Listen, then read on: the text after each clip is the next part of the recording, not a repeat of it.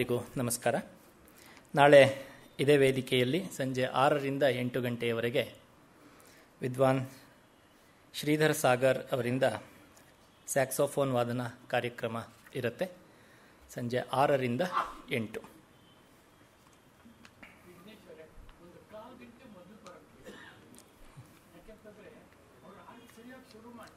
ಆರು ಗಂಟೆಗೆ ಸರಿಯಾಗಿ ಕಾರ್ಯಕ್ರಮ ಪ್ರಾರಂಭವಾಗುತ್ತೆ.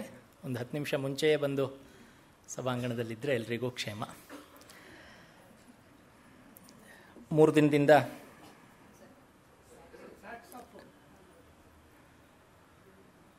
ಪತ್ತಿ ಶ್ರೀ ಆದಿನಾರಾಯಣಯ್ಯ ಮತ್ತು ಶ್ರೀಮತಿ ರಾಮಲಕ್ಷ್ಮಮ್ಮ ದತ್ತಿಯ ಆಶ್ರಯದಲ್ಲಿ ಭಗವದ್ಗೀತಾ ವೈಭವ ಮತ್ತು ಸಾಧನ ಚತುಷ್ಟಯ ವಿಷಯಕವಾಗಿ ಉಪನ್ಯಾಸ ಮಾಲೆ ನಡೆದಿದೆ. ಈ ಉಪನ್ಯಾಸ ಮಾಲೆಯನ್ನು ತಿರುಪತಿ ರಾಷ್ಟ್ರೀಯ ಸಂಸ್ಕೃತ ವಿದ್ಯಾಪೀಠದ ಹೆಚ್ಚುವರಿ ಕುಲಪತಿಗಳಾದ ML ನರಸಿಂಹಮೂರ್ತಿಯವರು ನಡೆಸಿಕೊಡ್ತಾ ಇದ್ದಾರೆ. ಅವರಿಗೆ ತಮ್ಮೆಲ್ಲರ ಪರವಾಗಿ ಕೃತಜ್ಞತೆಗಳನ್ನು ಸಲ್ಲಿಸ್ತೇನೆ. ಈ 3 ದಿನಗಳ ಉಪನ್ಯಾಸ ಮಾಲೆಯನ್ನು ಪ್ರಾಯೋಜಿಸಿದವರು ಶ್ರೀಮತಿ ಶಾಂತಾ ಮತ್ತು ಶ್ರೀ ಪತ್ತಿ ಶ್ರೀಧರ ದಂಪತಿಗಳು. ತಮ್ಮ ತಂದೆ ತಾಯಿಯವರ ಸ್ಮರಣೆಯಲ್ಲಿ ಆಯೋಜಕರಿಗೂ ಕೂಡ ತಮ್ಮೆಲ್ಲರ ಪರವಾಗಿ ಹೃತ್ಪೂರ್ವಕ ಕೃತಜ್ಞತೆಗಳು. ದಯವಿಟ್ಟು ಪತಿ ಶ್ರೀಧರ ಅವರು ಅವರ ಶ್ರೀಮತಿಯವರು ಬಂದು ನರಸಿಂಹಮೂರ್ತಿಯವರನ್ನು ಗೌರವಿಸಬೇಕಾಗಿ ಪ್ರಾರ್ಥಿಸ್ತೇನೆ.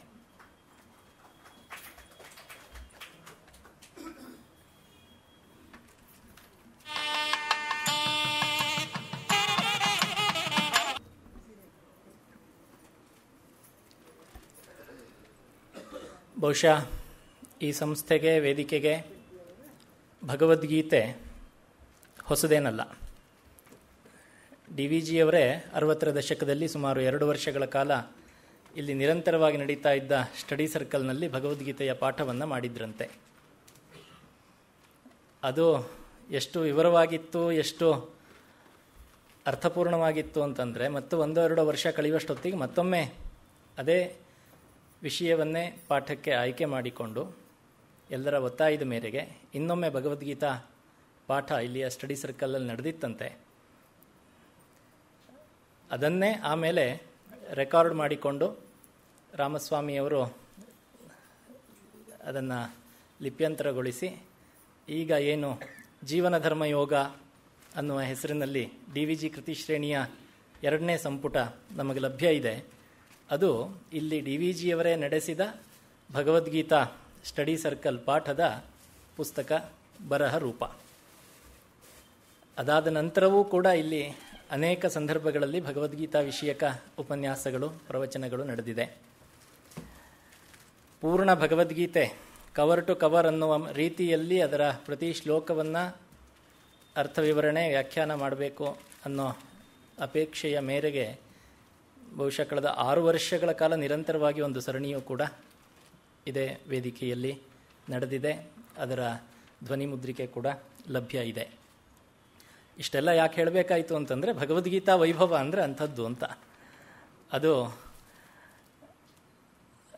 ಎತ್ತಿದಷ್ಟು ಮತ್ತಷ್ಟು ಸಿಹಿ ನೀರನ್ನು ಕೊಡ್ತಕ್ಕಂಥ ಬಾವಿಯ ರೀತಿಯಲ್ಲಿ ಭತ್ತದ ಹೊರತೆಯಂತೆ ಅದು ಒಸರ್ತಾ ಇರತಕ್ಕಂಥದ್ದು. ಅದರಲ್ಲೂ ನರಸಿಂಹಮೂರ್ತಿ ಅಂತವರು ಅದನ್ನು ವ್ಯಾಖ್ಯಾನ ಮಾಡ್ತಾ ಹೋದರೆ, ವಿವರಿಸ್ತಾ ಹೋದರೆ ಅದರ ಸೊಗಸು ನಾವೀಗ 2 ದಿನಗಳ ಕಾಲ ಅದನ್ನು ಅನುಭವಿಸಿದ್ದೀವಿ.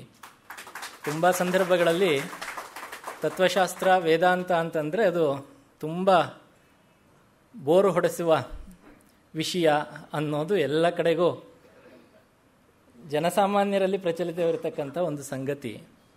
ಆದರೆ ಈ ರೀತಿಯ ವ್ಯಾಖ್ಯಾನ ದೊರೆತಲ್ಲಿ, ವ್ಯಾಖ್ಯಾತೃಗಳು ದೊರೆತಲ್ಲಿ, ಅವರ ಶೈಲಿ ಮತ್ತು ಭಾಷೆಯ ಸೊಗಸು ಒದಗಿ ಬಂದಲ್ಲಿ ತತ್ವಶಾಸ್ತ್ರ ಉಳಿದೆಲ್ಲದಕ್ಕಿಂತಲೂ ಹೆಚ್ಚು ಆಪ್ಯಾಯಮಾನವಾದಂತಹ ವಿಷಯ ಆಗಬಲ್ಲದು ಅಂತ ಅನಿಸುತ್ತೆ. ಈ ಹಿನ್ನೆಲೆಯಲ್ಲಿ ಈ 2 ದಿನಗಳ ಕಾಲ ಭಗವದ್ಗೀತಾ ವೈಭವವನ್ನು ಅತ್ಯಂತ ಸರಳವಾಗಿ, ಸುಂದರವಾಗಿ, ಮನೋಜ್ಞವಾಗಿ ನಮಗೆ ನರಸಿಂಹಮೂರ್ತಿಯವರು ವಿವರಿಸಿದ್ದಾರೆ. ಇವತ್ತವರು ಸಾಧನ ಚತುಷ್ಟಯವನ್ನು ಕುರಿತು ಉಪನ್ಯಾಸವನ್ನು ಮಾಡಲಿಕ್ಕಿದ್ದಾರೆ. ಮತ್ತೊಮ್ಮೆ ಸಂಸ್ಥೆಯ ಪರವಾಗಿ, ಪ್ರಾಯೋಜಕರ ಪರವಾಗಿ, ತಮ್ಮೆಲ್ಲರ ಪರವಾಗಿ ನರಸಿಂಹಮೂರ್ತಿಯವರಿಗೆ ಕೃತಜ್ಞತೆಗಳನ್ನು ಸಲ್ಲಿಸ್ತಾ ಇವತ್ತಿನ ಉಪನ್ಯಾಸವನ್ನು ಉಪಕ್ರಮಿಸಬೇಕಾಗಿ ಪ್ರಾರ್ಥಿಸ್ತೇನೆ.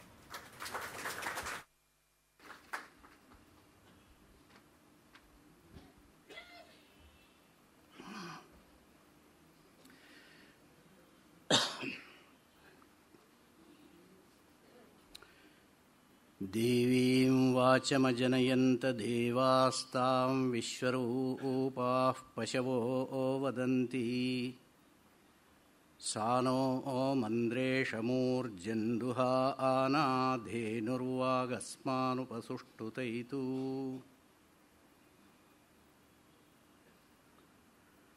ಲಕ್ಷ್ಮೀಂ ತನೋತು ನಿತರಾಮಿತರಾನಪೇಕ್ಷಮಂಘ್ರಿದ್ವಯಂ ನಿಗಮಶಾಖಿಶಿಖಾ ಪ್ರವಾಳಂ ಹೈರಂಬಮಂಬುರುಹಡಂಬರಚೌರ್ಯನಿಘ್ನಂ ವಿಘ್ನಾದ್ರಿಭೇದಶತಧಾರಧುರಂಧರನ್ನಃ ಶರದಿಂದುವಿಕಾಸಿ ಮಂದಹಾಸಾಂ ಸ್ಫುರದಿಂದೀವರಲೋಚನಾಭಿರಾಮಾಂ ಅರವಿಂದಸಮಾನಸುಂದರಾಸ್ಯಾಂ ಅರವಿಂದಾಸನಸುಂದರೀಮುಪಾಸೇ ಶ್ರುತಿಸ್ಮೃತಿಪುರಾಣಾನಾಂ ಆಲಯಂ ಕರುಣಾಲಯಂ ನಮಾಮಿ ಭಗವತ್ಪಾದಶಂಕರಂ ಲೋಕಶಂಕರಂ. ಗುರುರ್ಬ್ರಹ್ಮಾ ಗುರುರ್ವಿಷ್ಣುಃ ಗುರುರ್ದೇವೋ ಮಹೇಶ್ವರಃ ಗುರುಃ ಸಾಕ್ಷಾತ್ ಪರಬ್ರಹ್ಮ ತಸ್ಮೈ ಶ್ರೀ ಗುರವೇ ನಮಃ. ನಮಸ್ಸಭಾಯಿ. ಕಳೆದ 2 ದಿವಸ ಭಗವದ್ಗೀತಾ ವೈಭವ ಎಂಬ ವಿಷಯದ ಮೇಲೆ ಯಥಾಮತಿ ವಿವರಣೆಯನ್ನು ನೀಡಿದ್ದೇನೆ. ಈಗ ತಾನೇ ವಿಘ್ನೇಶ್ವರ ಹೇಳಿದ ಹಾಗೆ ಭಗವದ್ಗೀತೆಯನ್ನು ನಾವು ಅಧ್ಯಯನ ಮಾಡಿದಷ್ಟು ಮಾಡ್ತಾ ಹೋದಷ್ಟು ಅದರ ವೈಭವ ತೆರೆದುಕೊಳ್ತಾ ಹೋಗ್ತಾ ಇರ್ತದೆ. ಅಷ್ಟು ಗಾಂಭೀರ್ಯದಿಂದ ಕೂಡಿರುವಂಥದ್ದು. ಗಾಂಭೀರ್ಯ ಎಂದರೆ ಆಳ. ಸಮುದ್ರದ ಆಳಕ್ಕೆ ಹೋದಾಗ ತಾನೇ ರತ್ನ ಸಿಕ್ಕೋದು. ಹಾಗೆ ಭಗವದ್ಗೀತೆಯ ಆಳವನ್ನು ನಾವು ಸಂಶೋಧಿಸಿದಾಗ ಅದರಲ್ಲಿರುವ ರತ್ನವೆಂಥದ್ದು ಅನ್ನುವಂಥದ್ದು ನಮಗೆ ಗೊತ್ತಾಗುತ್ತೆ. 18 ಅಧ್ಯಾಯಗಳ ಒಂದು ಸಾರ ಏನಿದೆ ಅದನ್ನು ಕೂಡ ನಿನ್ನೆ ಸಾಧಾರಣ ಮಟ್ಟಿಗೆ ನಾನು ವಿವರಿಸಿದ್ದೇನೆ. ಈ ದಿವಸ ಸಾಧನ ಚತುಷ್ಟಯ ಎಂಬ ಒಂದು ವಿಚಾರವನ್ನು ತಮ್ಮ ಮುಂದೆ ಹೇಳಲಿಕ್ಕಿದ್ದೇನೆ. ಕೆಲವರಿಗೆ ಬಹುಶಃ ಇಲ್ಲಿದ್ದವರಿಗೆಲ್ಲ ಆ ವಿಷಯಗಳು ಚೆನ್ನಾಗಿ ಗೊತ್ತಿರುವಂತಹದ್ದೇ ಆಗಿರುತ್ತೆ. ಡಿ ವಿ ಜಿಯವರ ಸಭಾಂಗಣದಲ್ಲಿ ಸಾಧನ ಚತುಷ್ಟಯದ ಬಗ್ಗೆ ಹೇಳಬೇಕು ಅಂದರೆ ಇದು ನನ್ನ ಒಂದು ಪೂರ್ವಜನ್ಮದ ಸುಕೃತ ಅಂತ ನಾನು ಭಾವಿಸ್ತೇನೆ. ಮಹಾಮೇರು ವ್ಯಕ್ತಿತ್ವ ಪಡೆದಂತಹ ಡಿ ವಿ ಜಿಯವರು ವೇದಾಂತದಲ್ಲಿ ಅತ್ಯಂತ ಪ್ರಾವೀಣ್ಯವನ್ನು ಸಂಪಾದಿಸಿ ಅದರ ಸಾರವನ್ನೆಲ್ಲ ತಮ್ಮ ಮಂಕುತಿಮ್ಮ ಕಗ್ಗದಲ್ಲಿ ಭಟ್ಟಿ ಇಳಿಸಿದ್ದಾರೆ. ಸಂಪೂರ್ಣ ಉಪನಿಷತ್ ಸಾರವೇ ಗೀತೆ, ಗೀತೆಯ ಸಾರವೇ ಮಂಕುತಿಮ್ಮ. ಅಂದ್ರೇನಾಯಿತು? ಸಂಪೂರ್ಣ ವೇದಾಂತದ ಸಾರವನ್ನೇ ಮಂಕುತಿಮ್ಮನ ಕಗ್ಗದಲ್ಲಿ ನಮಗೆ ಡಿ ವಿ ಜಿಯವರು ಉಣಬಡಿಸಿದ್ದಾರೆ. ಅಂತಹವರ ಮಹನೀಯರ ಒಂದು ಈ ಸ್ಮಾರಕ ಸಭಾಂಗಣದಲ್ಲಿ ಸಾಧನ ಚತುಷ್ಟಯ ಎಂಬ ವೇದಾಂತ ವಿಷಯದಲ್ಲಿ ಮಾತನಾಡಬೇಕು ಅಂದರೆ ಅದು ಒಂದು ಸುಕೃತವೇ ಸರಿ.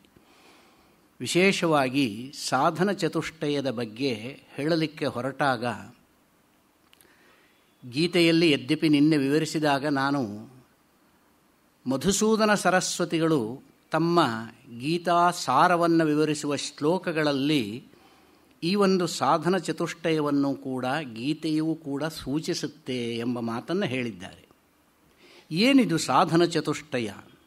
ಯಾಕಾಗಿ ಸಾಧನ ಚತುಷ್ಟಯವನ್ನು ಹೇಳಿದ್ದಾರೆ, ಎಲ್ಲಿ ಹೇಳಿದ್ದಾರೆ ಇತ್ಯಾದಿ ವಿಚಾರ ತಾನೇ ಬರುವಂಥದ್ದು. ವೇದಾಂತದಲ್ಲಿ ಪ್ರಸ್ಥಾನತ್ರಯ ಅಂತ ನಾವು ಏನು ಕರೀತಾ ಇದ್ದೇವೆ, ಶ್ರುತಿ, ಸ್ಮೃತಿ ಮತ್ತು ಸೂತ್ರ. ಶ್ರುತಿ ಪ್ರಸ್ಥಾನವೆಂದರೆ ಉಪನಿಷತ್ತುಗಳು, ಸ್ಮೃತಿ ಪ್ರಸ್ಥಾನವೆಂದರೆ ಭಗವದ್ಗೀತೆ, ಸೂತ್ರ ಪ್ರಸ್ಥಾನವೆಂದರೆ ಬಾದರಾಯಣ ಪ್ರಣೀತ ಸೂತ್ರಗಳು. ಆ ಸೂತ್ರಗಳು 555 ಸೂತ್ರಗಳು 91 ಅಧಿಕರಣದಲ್ಲಿ ಅಂತರ್ಗತವಾಗಿರುವಂಥದ್ದು. 4 ಅಧ್ಯಾಯದಲ್ಲಿ ಇದಕ್ಕೆ ಶಾರೀರಕ ಮೀಮಾಂಸಾ ಎಂಬುದಾಗಿ ಹೇಳ್ತಾರೆ. ಶಾರೀರಕ ಮೀಮಾಂಸಾ ಅಂತ ಹೇಳಿದರೆ ಶರೀರಮೇವ ಶರೀರಕಂ ಕುತ್ಸಿತಾರ್ಥೇ ಕಪ್ರತ್ಯಯ ಅಂತ ಹೇಳಿದ. ಶರೀರ ಅತ್ಯಂತ ಕುತ್ಸಿತವಾದದ್ದು. ಆ ಶರೀರ ಅನ್ನುವಂಥದ್ದು ಕುತ್ಸಿತವಾದದ್ದು. ಅದರಲ್ಲಿ ಇರುವವನು ಶಾರೀರಕ. ತತ್ರ ನಿವಾಸಿ ಜೀವ ಶಾರೀರಕ. ಜೀವನ ವಿಷಯದಲ್ಲಿ ಜೀವನ ಅಂದರೆ ಲೈಫ್ ಅನ್ನೋ ಅರ್ಥ ಅಲ್ಲ. ಜೀವ ಏನಿದ್ದಾನೋ ಅವನ ವಿಷಯದ ವಿಮರ್ಶೆ ಏನಿದೆಯೋ ಅದೇ ಶಾರೀರಕ ಮೀಮಾಂಸಾ. ಮೀಮಾಂಸಾ ಅಂತ ಹೇಳಿದರೆ ಪೂಜಿತ ವಿಚಾರ ವಚನೋ ಹಿ ಮೀಮಾಂಸಾ ಶಬ್ದ ಎಂಬುದಾಗಿ ಭಗವತ್ಪಾದರು ನಮಗೆ ವಿವರಣೆಯನ್ನು ಕೊಟ್ಟಿದ್ದಾರೆ. ಆ ಶಾರೀರಕ ಮೀಮಾಂಸಾ ಅನ್ನುವಂಥ ಬ್ರಹ್ಮಸೂತ್ರಗಳಲ್ಲಿ ಮೊದಲನೇ ಸೂತ್ರವೇ ಅಥಾತೋ ಬ್ರಹ್ಮ ಜಿಜ್ಞಾಸ. ಇಲ್ಲಿ ಅಥಾತೋ ಬ್ರಹ್ಮ ಜಿಜ್ಞಾಸ ಎಂಬ ಸೂತ್ರದಲ್ಲಿ 3 ಪದಗಳಿದ್ದಾವೆ. ಮೊದಲನೆಯದು ಅಥ, ಎರಡನೆಯದು ಅತಃ, ಮೂರನೆಯದು ಬ್ರಹ್ಮಮೀಮಾಂಸ, ಬ್ರಹ್ಮ ಜಿಜ್ಞಾಸ. ಈ ರೀತಿಯಾಗಿ 3 ಪದಗಳಿರುವಂತಹ ಒಂದು ಸೂತ್ರ. ಅಥ ಅನ್ನೋ ಶಬ್ದಕ್ಕೆ ಏನು ಅರ್ಥ ಅಂತ ವಿಚಾರ ಮಾಡಲಿಕ್ಕೆ ಹೊರಟರು. ಇದನ್ನೆಲ್ಲ ಹೇಳುವಾಗ ಸಾಧಾರಣವಾಗಿ ಜನಸಾಮಾನ್ಯರಲ್ಲಿ ಒಂದು ಕಲ್ಪನೆ ಇದೆ. ಏನು ಅಂದರೆ, ಈ ವೇದಾಂತವನ್ನು ಹೇಳಲಿಕ್ಕೆ ಹೊರಟ್ರೆ ಒಣವೇದಾಂತ ಅಂತ ಒಂದು ಮಾತಿದೆ. ಈ ಒಣವೇದಾಂತ ಯಾರು ತಿಳ್ಕೋಬೇಕು? ವಯಸ್ಸಾದ ಮೇಲೆ ಓದುವಂತಹ ವೇದಾಂತವನ್ನು ವಯಸ್ಸಿದ್ದಾಗ ಯಾಕೆ ಓದಬೇಕು? ವಯಸ್ಸಿದ್ದಾಗ ಓದುವಂಥದ್ದೇನಿದ್ರು ಅಲಂಕಾರವನ್ನು ಓದಬೇಕೇ ಹೊರತು ವೇದಾಂತವನ್ನು ವಯಸ್ಸಿದ್ದಾಗ ಯಾಕೆ ಓದಬೇಕು? ವಯಸ್ಸು ಕಳೀತಾ ಬಂದಾಗ ವೈರಾಗ್ಯ ಬರುತ್ತೆ, ಜೀವನದಲ್ಲಿ ಜುಗುಪ್ಸೆ ಬರುತ್ತೆ, ದುಃಖ ಕಷ್ಟಗಳನ್ನೆಲ್ಲ ಅನುಭವಿಸಿದಾಗ ವೇದಾಂತದ ಕಡೆಗೆ ಮನಸ್ಸು ತಿರುಗಬೇಕು. ಅಂದರೆ ತಾತ್ಪರ್ಯವೇನು? ಜೀವನದಲ್ಲಿ ಕಷ್ಟವನ್ನು ಅನುಭವಿಸಿದವನಿಗೆ ಮನಸ್ಸು ವೈರಾಗ್ಯದ ಕಡೆಗೆ ಹೋಗುತ್ತೆ ಅನ್ನುವಂಥದ್ದೇ ತಾನೇ ತಾತ್ಪರ್ಯ. ಆ ವೈರಾಗ್ಯ ಕಷ್ಟವನ್ನು ಅನುಭವಿಸಿದಾಗ ಅದು ವಾರ್ಧಕ್ಯದಲ್ಲೇ ಬರಬೇಕು ಅಂತ ನಿಯಮ ಏನಿಲ್ಲ.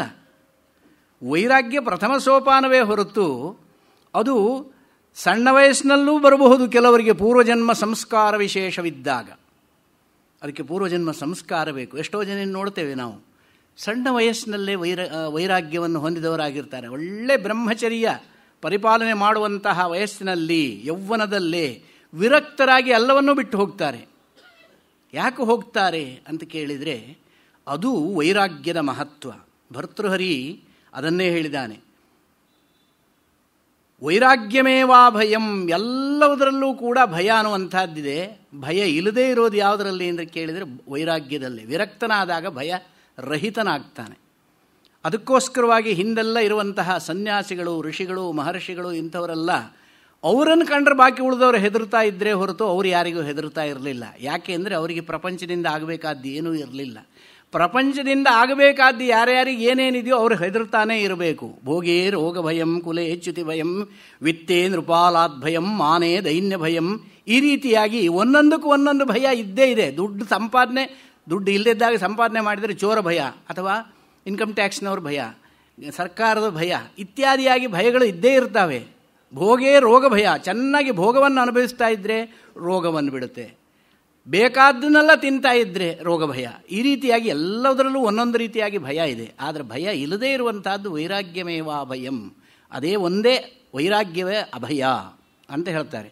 ಆ ವೈರಾಗ್ಯ ಯಾವಾಗ ಬರುತ್ತೆ? ನಮಗೆ ದುಃಖ ಇದಕ್ಕೆ ಮೂಲ ಕಾರಣ ಅನ್ನುವಂಥದ್ದು ಯಾವಾಗ ಗೊತ್ತಾಗುತ್ತೋ ಆ ವಿಷಯದಲ್ಲಿ ವೈರಾಗ್ಯ ಬರುತ್ತೆ. ದುಃಖವನ್ನು ಅನುಭವಿಸಿದವನಿಗೆ ಆ ವಿಷಯದಲ್ಲಿ, ದುಃಖಕ್ಕೆ ಕಾರಣವಾದ ವಿಷಯದಲ್ಲಿ ವೈರಾಗ್ಯ ಬರುತ್ತೆ. ಚೆನ್ನಾಗಿ ಸಿಹಿಯನ್ನು ತಿಂತಾ ಇದ್ದವನಿಗೆ ಒಂದು ದಿವಸ ಇದ್ದಕ್ಕಿದ್ದ ಹಾಗೆ ಹೋಗಿ ಪರೀಕ್ಷೆ ಮಾಡಿಸಿದಾಗ ಡಾಕ್ಟರ್ ಹೇಳಿಬಿಡ್ತಾರೆ, ನಿನಗೆ ಶುಗರ್ ಇದೆಯಪ್ಪ, ಡಯಾಬಿಟಿಕ್ ಪೇಷಂಟ್ ಅಂತ ಹೇಳಿದ ಕೂಡಲೇ ತಲೆ ಬಿಸಿ ಆಗುತ್ತೆ. ಮೊದಲನೆಯದಾಗಿ ಗೊತ್ತಾದ ದಿವಸ ವಿಪರೀತವಾದ ಮನೋವೇದನೆಗೆ ಗುರಿಯಾಗುತ್ತಾನೆ ಮನುಷ್ಯ. ಪ್ರತಿಯೊಬ್ಬ ಮನುಷ್ಯನ ಸಹಜವಾದ ಸ್ಥಿತಿ ಇದು. ಆನಂತರದಲ್ಲಿ ಏನು ಅನಿಸುತ್ತೆ? ಅಯ್ಯೋ, ಇಷ್ಟು ದಿವಸ ಚೆನ್ನಾಗಿ ತಿನ್ಕೊಂಡಿದ್ದೆ, ಇನ್ನು ಮುಂದೆ ಹಾಗೆ ತಿನ್ನೋಕ್ಕಾಗೋದಿಲ್ವಲ್ಲಪ್ಪ, ಏನು ಮಾಡಲಿ ನಾನು? ಆಗಲಿ, ಸ್ವಲ್ಪ ಇದ್ದಿದ್ರೆ ಕಮ್ಮಿ ಮಾಡಿ ತಿಂತೀನಿ. ಅದನ್ನು ತಿನ್ನೋದು ಬಿಡೋದಿಲ್ಲ. ಸ್ವಲ್ಪ ಕಮ್ಮಿ ಮಾಡಿ ತಿಂತೇನೆ, ಒಂದು 50% ಕಮ್ಮಿ ಮಾಡ್ತಾನೆ, ಮತ್ತೆ ಜಾಸ್ತಿ ಆಗ್ತಾ ಬರುತ್ತೆ, ಮತ್ತೆ ಸ್ವಲ್ಪ ಕಮ್ಮಿ ಮಾಡ್ತಾ ಬರ್ತಾನೆ. ಹೀಗೆ ಆವಾಗೆಲ್ಲ ಹೇಳ್ತಾರೆ, ಎಲ್ಲದನ್ನು ಬಿಟ್ಟು ಜೀವಿಸೋರೋದ್ರಲ್ಲಿ ಏನು ಅರ್ಥ ಇದೆ? ಯಥೇಚ್ಛವಾಗಿ ತಿನ್ಬಿಡೋಣ ಅನ್ನೋ ಒಂದು ದಿವಸ ಸಿಕ್ಕಾಪಟ್ಟೆ ತಿನ್ನೋ ನಿರ್ಣಯವನ್ನು ಮಾಡುವವರು ಇದ್ದಾರೆ ಕೆಲವರು. ಎಲ್ಲದನ್ನು ಬಿಟ್ಕೊಂಡು ಜೀವನ ಮಾಡೋದ್ರಲ್ಲಿ ಅರ್ಥವೇನಿದೆ? ಇದ್ದಷ್ಟು ದಿವಸ ಚೆನ್ನಾಗಿ ಅನುಭವಿಸಿ ಹೋಗಿಬಿಡಬೇಕು ಅನ್ನುವಂಥ ಈ ವಿತಂಡವಾದವನ್ನು ಮಾಡುವವರು ಕೆಲವರು ಇರ್ತಾರೆ. ಆದರೆ ತಾತ್ಪರ್ಯವೇನು ಅಂತ ಕೇಳಿದರೆ, ಪ್ರತಿಯೊಂದು ವಿಷಯದಲ್ಲೂ ಇಂತಹ ದುಃಖವನ್ನು ಅನುಭವಿಸ್ತಾ ಬಂದಾಗ ಆ ಮನುಷ್ಯನಿಗೆ ಆ ವಿಷಯದಲ್ಲಿ ವೈರಾಗ್ಯ ಬಂದೇ ಬರುತ್ತೆ. ವೈರಾಗ್ಯ ಬಂದವನಿಗೆ ಅದಕ್ಕೆ ಆ ಒಂದು ಯಾವ ವಿಷಯದಲ್ಲಿ ವೈರಾಗ್ಯ ಬಂದಿರುತ್ತೋ ಆ ವಿಷಯ ಅಥವಾ ಆ ಸಂಸಾರ, ಅದರಿಂದ ವಿಮುಕ್ತನಾಗುವಂತಹ ದಾರಿ ಯಾವುದು ಅನ್ನುವಂಥದ್ದು ಸಾಧನವನ್ನು ಅವನು ಹುಡುಕ್ತಾ ಹೋಗ್ತಾನೆ. ಸಾಧನವನ್ನು ಹುಡುಕಲಿಕ್ಕೆ ಹೊರಟಾಗ ಈ ಒಂದು ದುಃಖದಿಂದ ಮೋಕ್ಷವನ್ನು ಪಡೆಯಬೇಕಾದರೆ ಯಾವುದು ಸಾಧನ? ಸಾಂಸಾರಿಕ ತಾಪತ್ರಯಗಳನ್ನೆಲ್ಲ, ಆಧ್ಯಾತ್ಮಿಕ, ಆಧಿಭೌತಿಕ, ಆಧಿದೈವಿಕ ತಾಪತ್ರಯಗಳನ್ನೆಲ್ಲ ಅನುಭವಿಸಿರುವಂತಹ ವ್ಯಕ್ತಿಗೆ ಅದರಿಂದ ಮುಕ್ತಿಯನ್ನು ಪಡೆಯಬೇಕು ಅಂತಾದಾಗ ಅದಕ್ಕೆ ಯಾವುದು ಸಾಧನ? ಮುಕ್ತಿ ಅಂದರೆ ಎಂಥದ್ದು, ಅದು ಯಾವ ಸ್ವರೂಪ ಅನ್ನುವಂಥ ವಿಚಾರ ಮಾಡಲಿಕ್ಕೆ ಹೊರಡ್ತಾನೆ. ವಿಚಾರ ಮಾಡಲಿಕ್ಕೆ ಹೊರಟಾಗಲೇ ನಮಗೆ ಗೊತ್ತಾಗುವಂಥದ್ದು ಆ ಪರಮಾತ್ಮ ತತ್ವ, ಭಗವತ್ ತತ್ವ, ಬ್ರಹ್ಮತತ್ವ ಅನ್ನುವಂಥದ್ದು ಒಂದು ಇದೆ ಅನ್ನುವಂಥದ್ದು ನಮಗೆ ಶಾಸ್ತ್ರದಿಂದ ತಿಳಿಯುವಂಥದ್ದು. ಯಾರೋ ಅವರಿವರು ಹೇಳಿ ತಿಳಿಯೋದಕ್ಕೆ ಸಾಧ್ಯವಿಲ್ಲ. ಆ ಒಂದು ಬ್ರಹ್ಮತತ್ವ ಅನ್ನುವಂಥದ್ದು ಅಥವಾ ಪರಮಾತ್ಮ ತತ್ವ ನಮಗಿಂತ ಮೇಲಿನದು, ಅದನ್ನು ತಿಳ್ಕೊಳ್ಬೇಕು ಅನ್ನುವಂತಹ ಒಂದು ವಿಚಾರ ಯಾವಾಗ ಬರುತ್ತೋ ಅದನ್ನೇ ಜಿಜ್ಞಾಸೆ. ಜ್ಞಾತುಮಿಚ್ಛಾ ಜಿಜ್ಞಾಸ, ತಿಳಿದುಕೊಳ್ಳುವ ಇಚ್ಛೆಗೆ ಜಿಜ್ಞಾಸೆ ಅಂತ ಹೆಸರು. ಜಿಜ್ಞಾಸೆ ಉಂಟಾಯಿತು ಅಂತ ಹೇಳಿದ್ರೆ ತಿಳಿದುಕೊಳ್ಳುವ ಇಚ್ಛೆ. ಆ ಇಚ್ಛೆ ಸುಮ್ಮನೆ ಎಲ್ಲರಿಗೂ ಬರೋದಿಲ್ಲ. ಆ ಇಚ್ಛೆ ಬರಬೇಕಾದರೂ ಕೂಡ ಅದಕ್ಕೊಂದು ಸಂಸ್ಕಾರ ವಿಶೇಷ ಬರಬೇಕು. ಎಲ್ಲರೂ ವೇದಾಂತ ಓದಲಿಕ್ಕೆ ಹೋಗ್ತಾರೆಯೇ? ಅಥವಾ ವೇದಾಂತ ಪ್ರವಚನ ಕೇಳಲಿಕ್ಕೆ ಎಷ್ಟು ಜನ ಬರ್ತಾರೆ? ಯುವಕರು ಯಾರೂ ಬರೋದಿಲ್ಲ. ಯಾರೋ 1 or 2 ಎಕ್ಸೆಪ್ಷನ್ ಇರಬಹುದು. ಯುವಕರು ಯಾರೂ ಬರೋದಿಲ್ಲ, ಯುವತಿಯರು ಯಾರೂ ಬರೋದಿಲ್ಲ. ಎಲ್ಲ ವಯಸ್ಸಾದವರೇ, ಒಂದು 40 ವರ್ಷದ ಮೇಲಿನವರೇ ಬರ್ತಾರೆ. ಯಾಕೆ? ಸಾಕಷ್ಟು ದುಃಖವನ್ನು ಜೀವನದಲ್ಲಿ ಅನುಭವಿಸಿರ್ತಾರೆ. ಜೀವನದಲ್ಲಿ ದುಃಖವನ್ನು ಅನುಭವಿಸಿದಾಗ ಈ ಜೀವನದಲ್ಲಿ ಈ ದುಃಖಕ್ಕೆ ಕಾರಣವೇನು ಅಂತ ತಿಳ್ಕೊಳ್ಳುವಂತಹ ಕುತೂಹಲ, ಹಾಗೂ ಆ ದುಃಖದಿಂದ ಪಾರಾಗುವಂತಹ ಸಾಧನ ಯಾವುದು ಅನ್ನುವಂತಹ ತಿಳಿದುಕೊಳ್ಳುವ ಕುತೂಹಲ, ಈ ಎರಡೂ ಇದ್ದಾಗ ಅದನ್ನೇ ಜಿಜ್ಞಾಸೆ. ಆವಾಗ ಅವನು ವಿಚಾರ ಮಾಡಲಿಕ್ಕೆ ಹೊರಡ್ತಾನೆ. ಇಲ್ಲಿ ಇಂತಹ ವ್ಯಕ್ತಿಗಳನ್ನು ಇಟ್ಟುಕೊಂಡು ಮೊದಲನೇ ಸೂತ್ರದಲ್ಲಿ ಅಥಾತೋ ಬ್ರಹ್ಮ ಜಿಜ್ಞಾಸ ಎನ್ನುವಲ್ಲಿ ಅಥ ಶಬ್ದವನ್ನು ಹೇಳಿದ್ದಾರೆ. ಅಥ ಶಬ್ದಕ್ಕೆ ಏನು ಅರ್ಥ ಅಂತ ಕೇಳಿದಾಗ ಅಮರದಲ್ಲಿ ಹೇಳ್ತಾರೆ, ಮಂಗಲಾನಂತರಾರಂಭ ಪ್ರಶ್ನಕಾರ್ಸ್ನೇಶ್ವಥೋ ಅಥ. ಮಂಗಲ, ಆರಂಭ, ಅನಂತರ, ಪ್ರಶ್ನ ಮತ್ತು ಕಾರ್ಸ್ನ್ಯ ಅಂದರೆ ಸಾಕಲ್ಯ ಅಥವಾ ಸಮಗ್ರತೆ ಎನ್ನುವಂಥದ್ದು ಅರ್ಥ. ಇಷ್ಟು ಅರ್ಥದಲ್ಲಿ ಒಂದು ಶಬ್ದ ಇದೆ. ಈ ಅಥಾತೋ ಬ್ರಹ್ಮ ಜಿಜ್ಞಾಸ ಅನ್ನುವಲ್ಲಿ ಅಥ ಶಬ್ದಕ್ಕೆ ಏನು ಅರ್ಥ ಹೇಳಬೇಕು ಅನ್ನುವಂಥದ್ದು ವಿಚಾರ. ಅಥ ಶಬ್ದಕ್ಕೆ ಸಂಸ್ಕೃತದಲ್ಲಿ ವಿಶೇಷವೇನು ಅಂದರೆ ಒಂದು ಶಬ್ದಕ್ಕೆ ಅನೇಕ ಅರ್ಥಗಳಿರ್ತವೆ. ಉದಾಹರಣೆಗೆ ನಾನು ಹರಿಂ ಒಂದೇ ಅಂತ ಒಂದು ಪ್ರಯೋಗ ಮಾಡಿಬಿಟ್ರೆ ಎಲ್ಲರಿಗೂ ಏನು ಅರ್ಥ ಬರುತ್ತೆ? ಹರಿಂ ಒಂದೇ, ವಿಷ್ಣುವಿಗೆ ನಮಸ್ಕರಿಸ್ತೇನೆ ಎನ್ನುವಂಥದ್ದು ಎಲ್ಲರಿಗೂ ತಿಳಿಯುವ ಅರ್ಥ ತಾನೇ. ಆದರೆ ಹರಿ ಶಬ್ದಕ್ಕೆ 13 ಅರ್ಥ ಇದ್ದಾವೆ. ಯಮ, ಅನಿಲ, ಇಂದ್ರ, ಚಂದ್ರ, ಅರ್ಕ, ವಿಷ್ಣು, ಸಿಂಹ, ಅಂಶು, ಕಪಿ, ವಾಜಿ, ಭೇಕ, ಹರಿ ಇತ್ಯಾದಿಯಾಗಿ 13 ಅರ್ಥವನ್ನು ಹೇಳಿದ್ದಾರೆ. ಯಮ ಅನ್ನುವಂಥದ್ದು ಹರಿಂ ಒಂದೇ, ಯಮನಿಗೆ ಒಂದೇ ಅಂತ ಹೇಳ್ಬೋದು, ಆ ಅರ್ಥ ಆಗ್ಬೋದು. ಅನಿಲ ವಾಯು, ಇಂದ್ರ ಚಂದ್ರ, ಅರ್ಕ ಸೂರ್ಯ, ವಿಷ್ಣು ಸಿಂಹ, ಅಂಶು ಅಂದರೆ ಕಿರಣ, ವಾಜಿ ಕುದುರೆ, ಹರಿ ಅಂದರೆ ಕುದುರೆ, ಹರಿಮುಖ ಅಂತ ಹೇಳ್ತಾರೆ, ವಾಜಿಮುಖ ಕುದುರೆ ಮುಖ ಅನ್ನೋ ಅರ್ಥ. ಶುಕ ಗಿಳಿ, ಅಹಿ ಸರ್ಪ, ಕಪಿ ಗೊತ್ತೇ ಇದೆ, ಭೇಕ ಕಪ್ಪೆ. ಇಷ್ಟ ಅರ್ಥದಲ್ಲಿ ಹರಿಶಬ್ದ ಇದೆ. ಹರಿಂ ಒಂದೇನು ಶಬ್ದವನ್ನು ಹೇಳಿದಾಗ ಆ ಹರಿಶಬ್ದಕ್ಕೆ ಯಾವ ಅರ್ಥದಲ್ಲಿ ಇವರು ಹೇಳಿದ್ದಾರೆ ಅಂತ ಗೊತ್ತಾಗೋದಿಲ್ಲ ತಾನೆ. ಅಂಥ ಸಂದರ್ಭದಲ್ಲಿ ಜಿಜ್ಞಾಸೆ ಬರ್ತದೆ. ಇಲ್ಲಿ ಅಥಾತೋ ಬ್ರಹ್ಮ ಜಿಜ್ಞಾಸ ಅನ್ನುವಲ್ಲಿ ಅಥ ಶಬ್ದಕ್ಕೆ ಏನು ಅರ್ಥ ಅಂದರೆ ಅಲ್ಲಿ ಆನಂತರ್ಯಂ ಅರ್ಥ ಅಂತ ಹೇಳಿದರು. ಆನಂತರ್ಯಂ ಅಂದರೆ ಅನಂತರ. ಅನಂತರ ಅಂದರೆ ಏನು? ಯಾವ ಅನಂತರ? ಇದಾದ ನಂತರ ಅಂತ ಯಾವುದೊಂದನ್ನು ಹೇಳಬೇಕು ತಾನೆ. ಊಟವಾದ ಮೇಲೆ, ನಿದ್ದೆ ಆದ ಮೇಲೆ, ಸ್ನಾನವಾದ ಮೇಲೆ, ಪೂಜೆ ಆದ ಮೇಲೆ ಬ್ರಹ್ಮ ಜಿಜ್ಞಾಸ. ಯಾವುದರ ನಂತರ ಬ್ರಹ್ಮ ಜಿಜ್ಞಾಸೆ ಅಂತ ಹೇಳಬೇಕು ಅಂತ ನಮಗೆ ವಿಮರ್ಶೆ ಮಾಡೋಕ್ಕೆ ಹೊರಟಾಗ ಅಲ್ಲಿ ಒಂದು ತಡೆ ಉಂಟಾಗುತ್ತೆ. ಆವಾಗ ಭಗವತ್ಪಾದರು ಹೇಳ್ತಾರೆ ನಮಗೆ, ಅಥಾತೋ ಬ್ರಹ್ಮ ಜಿಜ್ಞಾಸ ಅನ್ನುವಲ್ಲಿ ಅಥ ಶಬ್ದಕ್ಕೆ ವೇದಾಧ್ಯಯನ ಅನಂತರದಲ್ಲಿ ಬ್ರಹ್ಮ ಜಿಜ್ಞಾಸೆ ಮಾಡಿ ಅಂತ ಹೇಳಿದರೆ, ವೇದಾಧ್ಯಯನ ನಂತರದಲ್ಲಿ ಬ್ರಹ್ಮ ಜಿಜ್ಞಾಸನೆ ಯಾಕೆ ಮಾಡಬೇಕು? ಕರ್ಮ ಜಿಜ್ಞಾಸೆ ಆಗ್ಬೋದು, ಅಥವಾ ಧರ್ಮ ಜಿಜ್ಞಾಸ ಅನ್ನುವಲ್ಲಿ ಅದನ್ನೂ ಹೇಳಿದ್ದಾರೆ. ಧರ್ಮ ಜಿಜ್ಞಾಸೆಯೂ ಆಗಬಹುದು ತಾನೆ. ಆದ್ದರಿಂದ ಅದಕ್ಕೆ ಹೇಳಿದ್ದು ಇದಕ್ಕೂ ಅನ್ವಯವಾಗ್ತಾ ಇದ್ದರೆ ಅದನ್ನು ಹೇಳಬಾರ್ದು, ಅದು ಸರಿಯಲ್ಲ. ಅಂದರೆ ಇಲ್ಲಿ ಅಸಾಧಾರಣವಾದಂಥ ಒಂದು ಆನಂತರ್ಯವನ್ನು ಹೇಳಬೇಕು. ಅಂದರೆ ಯಾವುದು ಇದ್ದರೆ ಬ್ರಹ್ಮ ಜಿಜ್ಞಾಸೆ ಆಗುತ್ತೋ, ಯಾವುದು ಇಲ್ಲದಿದ್ದರೆ ಬ್ರಹ್ಮ ಜಿಜ್ಞಾಸೆ ಆಗೋದಿಲ್ಲವೋ ಅಂಥದ್ದು ಒಂದನ್ನು ಹೇಳಬೇಕು. ಇದಕ್ಕೆ ಶಾಸ್ತ್ರದಲ್ಲಿ ಹೇಳ್ತಾರೆ ವ್ಯಾಪ್ತಿ ಅಂತ. ಅನ್ವಯ ವ್ಯಾಪ್ತಿ, ವ್ಯತಿರೇಕ ವ್ಯಾಪ್ತಿ. ಯಾವುದು ಇದ್ದರೆ ಆಗುತ್ತೋ, ಯಾವುದು ಇಲ್ಲದಿದ್ದರೆ ಆಗೋದಿಲ್ಲವೋ ಈ ರೀತಿಯಾದ ಅನ್ವಯ ವ್ಯತಿರೇಕ ವ್ಯಾಪ್ತಿಗಳಿಂದ ಕೂಡಿರುವಂತಹ ವಿಷಯವೇ ಮೊದಲನೆಯದಾಗಿ ಇರುತ್ತೆ. ಅದರ ನಂತರ ಇಲ್ಲಿ ಏನು ಹೇಳಬೇಕು? ವೇದಾಧ್ಯಯನ ನಂತರ ಅಂತ ಹೇಳೋಕ್ಕಾಗೋಲ್ಲ. ವೇದಾಧ್ಯಯನವಿಲ್ಲದೆ ವೇದಾಧ್ಯಯನ ಅನಂತರದಲ್ಲಿ ಧರ್ಮ ಜಿಜ್ಞಾಸೆಯೂ ಆಗಬಹುದು. ಬ್ರಹ್ಮ ಜಿಜ್ಞಾಸೆ ಆಗಬೇಕು ಅಂತೇನು? ವೇದಾಧ್ಯಯನ ಮಾಡಿದವರೆಲ್ಲ ಬ್ರಹ್ಮ ಜಿಜ್ಞಾಸೆ ಮಾಡ್ತಾರೆ ಅಂತೇನಿಲ್ಲ. ಅಥವಾ ಧರ್ಮ ಜಿಜ್ಞಾಸೆ ಮಾಡೋವನಿಗೆ ವೇದಾಧ್ಯಯನ ಆಗಿರಬೇಕು. ಬ್ರಹ್ಮ ಜಿಜ್ಞಾಸೆ ಮಾಡೋವನಿಗೆ ಆ ಒಂದು ಧರ್ಮ ಜಿಜ್ಞಾಸೆಯೂ ಆಗಿರಬಹುದು ಅಂತ. ಆದ್ದರಿಂದ ಬ್ರಹ್ಮ ಜಿಜ್ಞಾಸೆ ಅದು ಅಸಾಧಾರಣ ಕಾರಣವಾಗೋದಿಲ್ಲ. ಹಾಗಾದರೆ ಮತ್ತಿನ್ನೇನು? ಕರ್ಮವನ್ನು ತಿಳಿದ ನಂತರ ಅಂತ ಹೇಳಿಬಿಡೋಣ. ಕರ್ಮದ ಜಿಜ್ಞಾಸೆ ಅಥವಾ ಧರ್ಮ ಜಿಜ್ಞಾಸ ಅನ್ನೋದರಲ್ಲಿ ಕರ್ಮಸ್ವರೂಪ ಜಿಜ್ಞಾಸೆ ಇದೆ. ಆ ಕರ್ಮಸ್ವರೂಪ ಜಿಜ್ಞಾಸೆ ಆದ ನಂತರ ಬ್ರಹ್ಮ ಜಿಜ್ಞಾಸೆಯನ್ನು ಮಾಡೋಣ ಅಂತ ಹೇಳೋಣ ಅಂತ ಹೇಳಿದರೆ ಅದು ಸರಿ ಹೋಗೋದಿಲ್ಲ. ಕರ್ಮ ಜಿಜ್ಞಾಸೆ ಮಾಡದಿದ್ದವರು ಕೂಡ ಬ್ರಹ್ಮ ಜಿಜ್ಞಾಸೆ ಮಾಡ್ತಾರೆ. ಕರ್ಮ ಜಿಜ್ಞಾಸೆ ಯಾವ ಕರ್ಮಸ್ವರೂಪವನ್ನು ಪೂರ್ವಮೀಮಾಂಸವನ್ನು ತಿಳ್ಕೊಳ್ಳದೇ ಇದ್ದವನು ಕೂಡ ಬ್ರಹ್ಮಮೀಮಾಂಸೆಯನ್ನು ಮಾಡಲಿಕ್ಕೆ ಸಾಧ್ಯತೆ ಇದೆ. ಆದ್ದರಿಂದ ಅದು ಅಸಾಧಾರಣ ಕಾರಣವಾಗೋದಿಲ್ಲ. ಹಾಗಾದರೆ ಮತ್ತೆ ಯಾವುದನ್ನು ಹೇಳಬೇಕು ಅಂತ ಕೇಳಿದಾಗ ಭಗವತ್ಪಾದರು ಅಲ್ಲಿ ಹೇಳಿದ್ದಾರೆ ಈ ಸಾಧನ ಚತುಷ್ಟಯವನ್ನು. ಯಾವುದದು ಸಾಧನ ಚತುಷ್ಟಯ? ನಿತ್ಯಾನಿತ್ಯ ವಸ್ತು ವಿವೇಕ, ಇಹಾಮುತ್ರ ಫಲಭೋಗ ವಿರಾಗ, ಶಮಾಧಿ ಸಾಧನ ಸಂಪತ್ತಿ, ಮುಮುಕ್ಷುತ್ವಂಚ. ಈ ನಾಲ್ಕನ್ನು ಸಾಧನ ಚತುಷ್ಟಯ. ಸಾಧನಗಳು ಯಾವುದಕ್ಕೆ ಸಾಧನಗಳು ಅಂತ ಕೇಳಿದರೆ ಬ್ರಹ್ಮ ಜಿಜ್ಞಾಸೆಗೆ ಸಾಧನಗಳು. ಬ್ರಹ್ಮ ವಿಚಾರ ಮಾಡಬೇಕು. ಯಾತಕ್ಕೆ ಬ್ರಹ್ಮ ಜಿಜ್ಞಾಸೆ ಮಾಡಬೇಕು? ಬೇರೆ ಕೆಲಸ ಇಲ್ವೇ ಅಂತ ಕೇಳಿದರೆ ಬ್ರಹ್ಮ ಜಿಜ್ಞಾಸೆ ಮಾಡೋದೇನು ಅಂದರೆ ಬ್ರಹ್ಮಜ್ಞಾನ ವಿಷಯಕ ವಿಚಾರವನ್ನು ಮಾಡಬೇಕು. ಬ್ರಹ್ಮಜ್ಞಾನಕ್ಕಾಗಿ ವೇದಾಂತ ವಿಚಾರವನ್ನು ಮಾಡಬೇಕು ಅಂತ ಸೂತ್ರದ ಅರ್ಥ. ಯಾತಕ್ಕೆ ಬ್ರಹ್ಮ ವಿಚಾರವನ್ನು ಮಾಡಬೇಕು ಅಂದರೆ ಜ್ಞಾನಕ್ಕಾಗಿ. ಜ್ಞಾನ ಯಾಕೆ ಬೇಕು ಅಂತ ಕೇಳಿದರೆ ಮೋಕ್ಷಕ್ಕಾಗಿ. ಆದ್ದರಿಂದ ಮೋಕ್ಷರೂಪ ಫಲವನ್ನು ಪಡೆಯುವುದಕ್ಕೋಸ್ಕರವಾಗಿ ಪರಂಪರೆಯ ವಿಚಾರವನ್ನು ಮಾಡಬೇಕು ಅಂತ ಹೇಳಿದ್ದಾರೆ. ಆ ಮೋಕ್ಷರೂಪ ಫಲವನ್ನು ಪಡೆಯುವುದಕ್ಕಾಗಿ ಮಾಡುವ ಜ್ಞಾನಕ್ಕೆ ಸಾಧನವಾಗಿ ವಿಚಾರ ಮಾಡಬೇಕಾದ್ರೆ ಸಾಧನವಾಗಿ ಸಾಧನ ಚತುಷ್ಟಯ ಬೇಕು. ಇದಿದ್ದವನು ವಿಚಾರ ಮಾಡಬಹುದು, ಇದಿಲ್ಲದಿದ್ದವನು ವಿಚಾರ ಮಾಡುವ ಹಾಗಿಲ್ಲ. ಏನು ಸಾಧನ ಚತುಷ್ಟಯ?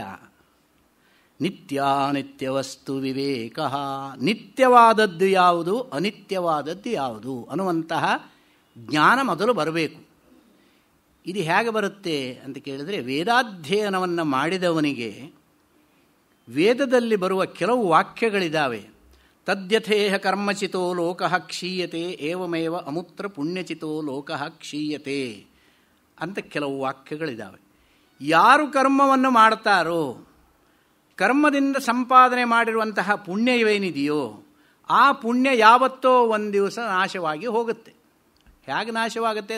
ತಾನಾಗೆ ನಮ್ಮಲ್ಲಿ ವಸ್ತುಗಳನ್ನು ಇಟ್ಟಿದ್ದು ಕೆಲವು ವರ್ಷಗಳ ನಂತರ ನಾಶವಾಗಿ ಹೋದ ಹಾಗೆ ಅದು ಹೋಗೋದಿಲ್ಲ. ಪುಣ್ಯ ಸಂಪಾದನೆ ಮಾಡಿದ್ದು ಅನುಭವಿಸಿ ನಾಶವಾಗುತ್ತೆ. ಪುಣ್ಯದ ಫಲವಾಗಿ ಸ್ವರ್ಗಾದಿಗಳನ್ನು ಅನುಭವಿಸ್ತೇವೆ. ಜೀವನಾದವನು ಅನುಭವಿಸ್ತಾನೆ. ಅನುಭವಿಸಿದ ನಂತರ ಯಾವತ್ತೋ ಒಂದು ಸಂದರ್ಭದಲ್ಲಿ ಅದು ಮುಗಿದು ಹೋಗುತ್ತೆ. ಕ್ಷೀಣೇ ಪುಣ್ಯೇ ಮರ್ತ್ಯಲೋಕಂ ವಿಶಂತಿ. ಪುಣ್ಯ ಕ್ಷಯಿಸಿದ ನಂತರ ನೀನು ಕೆಳಗೆ ಹೋಗಪ್ಪ ಅಂತ ಕಳಿಸಿಬಿಡ್ತಾರೆ. ಇಲ್ಲಿ ಒಂದು ವಿಚಾರ ಮಾಡಬೇಕು. ಜೀವ ಈ ದೇಹವನ್ನು ಬಿಟ್ಟು ಲೋಕಾಂತರಕ್ಕೆ ಹೇಗೆ ಹೋಗ್ತಾನೆ, ಲೋಕಾಂತರದಿಂದ ಪುನಃ ಈ ಲೋಕಕ್ಕೆ ಹೇಗೆ ಬರ್ತಾನೆ, ಇದು ಯಾರಿಗೂ ಗೊತ್ತಿಲ್ಲ. ಹೇಗೆ ಹೋಗ್ತಾನೆ ಅಂತ ಉಪನಿಷತ್ತು ಹೇಳುತ್ತೆ, ಇದನ್ನು ಗೀತೆ ಹೇಳುತ್ತೆ, ಇದನ್ನು ಸೂತ್ರ ಹೇಳುತ್ತೆ. ಇದನ್ನು ಹೇಗೆ ಹೋಗ್ತಾನೆ? ಧೂಮಾದಿ ಮಾರ್ಗ, ಉತ್ತರಾಯಣ ಮಾರ್ಗ, ಎರಡು ಮಾರ್ಗಗಳನ್ನು ಹೇಳಿದ್ದಾರೆ. ಆ ಮಾರ್ಗದಿಂದ ನಾನು ನಿನ್ನೆ ದಿವಸ ಸ್ವಲ್ಪ ವಿವರಣೆ ಮಾಡಿದ್ದೆ.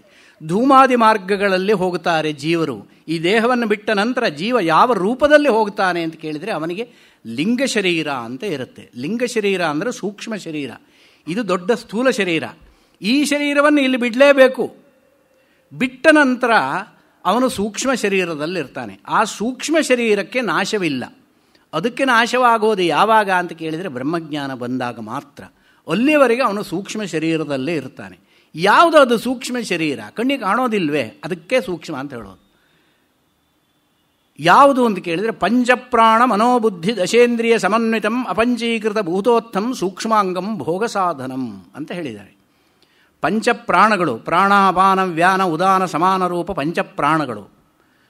ಮನಸ್ಸು ಬುದ್ಧಿ ಏಳಾಯಿತು. ದಶ ಇಂದ್ರಿಯಗಳು, ಪಂಚ ಜ್ಞಾನೇಂದ್ರಿಯಗಳು, ಪಂಚ ಕರ್ಮೇಂದ್ರಿಯಗಳು. ಇದಿಷ್ಟು ಒಟ್ಟು 17 ಅಂಗಗಳಿಂದ ಕೂಡಿರುವಂತಹದ್ದು ಸೂಕ್ಷ್ಮ ಶರೀರ. ಜೀವ ಈ ದೇಹವನ್ನು ಬಿಟ್ಟು ಇನ್ನೊಂದು ದೇಹ ಪ್ರವೇಶ ಮಾಡಬೇಕಾದ್ರೆ, ಈ ದೇಹ ಬಿಟ್ಟು ಇನ್ನೊಂದು ಲೋಕಕ್ಕೆ ಹೋಗಬೇಕಾದ್ರೆ ಈ ಸೂಕ್ಷ್ಮ ಶರೀರದಲ್ಲಿ ಹೋಗ್ತಾನೆ. ಅಲ್ಲಿ ಹೋದಾಗ ಯಾವ ಲೋಕಕ್ಕೆ ಹೋಗ್ತಾನೋ ಆ ಲೋಕದ ಶರೀರವನ್ನು ಪಡೆಯುತ್ತಾನೆ. ಪುನಃ ಭೋಗ ಶರೀರ ಅಂತ ಅದಕ್ಕೆ ಹೇಳ್ತಾರೆ. ಶರೀರಕ್ಕೆ ಭೋಗಾಯತನ. ಶರೀರವಿಲ್ಲದೆ ಭೋಗ ಆಗೋದಿಲ್ಲ. ಸುಖವಾಗಲಿ ದುಃಖವಾಗಲಿ ಅನುಭವಿಸಬೇಕಾದ್ರೆ ಶರೀರ ಇದ್ದೇ ತೀರಬೇಕು. ಅದಕ್ಕೋಸ್ಕರವಾಗಿ ಸ್ವರ್ಗದಲ್ಲೂ ತಾರತಮ್ಯ ಇದೆ. ಎಷ್ಟು ಸ್ವರ್ಗ ಇದಾವೆ ಅಂತ ಕೇಳಿದರೆ ವಿವರಣೆ ನಾವು ಬೇಕಾದಷ್ಟು ನೋಡಬಹುದು. ತೈತ್ರಿಯೋಪನಿಷತ್ತಿನಲ್ಲಿ ಹೇಳ್ತಾರೆ, ಆನಂದ ತಾರತಮ್ಯವನ್ನು ಹೇಳ್ತಾ ಇಡೀ ಸಂಪೂರ್ಣ ಜಗತ್ತಿಗೆ ಒಬ್ಬ ಚಕ್ರವರ್ತಿ ಇದ್ದರೆ ಅವನಿಗೆ ಯಾವ ಆನಂದ ಇರಬಹುದು? ಆ ಆನಂದಕ್ಕೆ ಶತಗುಣಿತವಾದಂತಹ ಆನಂದ.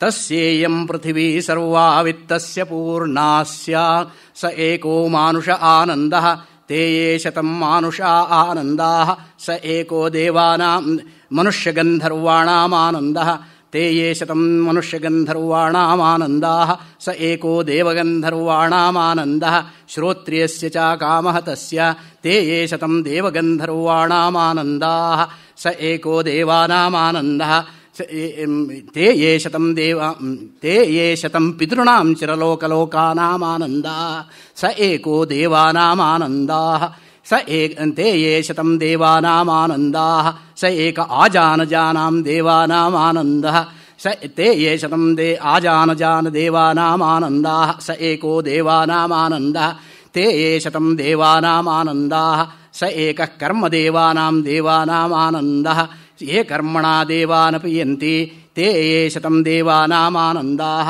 ಸ ಏಕ ಇಂದ್ರಸ್ಯಾನಂದಃ ತೇ ಯೇ ಶತಮಿಂದ್ರಸ್ಯಾನಂದಾಃ ಸ ಏಕೋ ಬೃಹಸ್ಪತೇರಾನಂದಃ ತೇ ಯೇ ಶತಂ ಬೃಹಸ್ಪತೇರಾನಂದಾಃ ಸ ಏಕಃ ಪ್ರಜಾಪತೇರಾನಂದಃ ತೇ ಯೇ ಶತಂ ಪ್ರಜಾಪತೇರಾನಂದಾಃ ಸ ಏಕೋ ಬ್ರಹ್ಮಣಾನಂದಃ. ಅಂದರೆ ಮನುಷ್ಯನ ಆನಂದದಿಂದ ಹಿಡಿದು ಬ್ರಹ್ಮಾನಂದದವರೆಗೆ ಇರುವ ಆನಂದದ ತಾರತಮ್ಯವನ್ನು ತೈತ್ರಿಯೋಪನಿಷತ್ತಿನಲ್ಲಿ ರಮಣೀಯವಾಗಿ ವರ್ಣನೆ ಮಾಡಿದ್ದಾರೆ. ಎಲ್ಲರಿಗೂ ಒಂದೇ ರೀತಿ ಆನಂದ ಇರೋದಿಲ್ಲ. ಒಬ್ಬೊಬ್ಬರ ಆನಂದ ಒಂದೊಂದು ರೀತಿಯಾಗಿರುತ್ತೆ. ನನ್ನ ಆನಂದ ನನಗೆ, ನಿಮ್ಮ ಆನಂದ ನಿಮಗೆ, ಅವರ ಆನಂದ. ದುಃಖವೂ ಹಾಗೆ, ದುಃಖದಲ್ಲೂ ತಾರತಮ್ಯ. ಎಲ್ಲರ ದುಃಖವೂ ಒಂದೇ ರೀತಿಯಾಗಿರೋದಿಲ್ಲ. ಹಾಗೆ ಆನಂದ ತಾರತಮ್ಯಕ್ಕೆ ಕಾರಣವೇನು ಅಂತ ಹೇಳಿದರೆ ಸ್ವರ್ಗದ ತಾರತಮ್ಯ. ಸ್ವರ್ಗ ಆ ರೀತಿಯಾದ ಅನೇಕ ವಿಧವಾದಂತಹ ಸ್ವರ್ಗಗಳಿದ್ದಾವೆ. ಅಲ್ಲಿ ಇವನು ಮಾಡಿದ ಕರ್ಮಕ್ಕೆ ಯಾವ ಸ್ವರ್ಗ ಇದೆಯೋ ಆ ಸ್ವರ್ಗಕ್ಕೆ ಹೋಗ್ತಾನೆ, ಅಲ್ಲಿ ಅನುಭವಿಸ್ತಾನೆ. ಒಂದು ಕಲ್ಪದವರೆಗೋ 100 ವರ್ಷವೋ 1000 ವರ್ಷವೋ ಅನುಭವಿಸ್ತಾನೆ. ಆದ ನಂತರ ಕೆಳಗೆ ಹೋಗಪ್ಪ ಅಂತ ಕಳಿಸಿಬಿಡ್ತಾರೆ. ಅಲ್ಲಿಗೆ ಹೋಗಬೇಕಾದ್ರೆ ಈ ಪಂಚಪ್ರಾಣ ಮನೋಬುದ್ಧಿ ದಶೇಂದ್ರಿಯ ಸಮನ್ವಿತಂ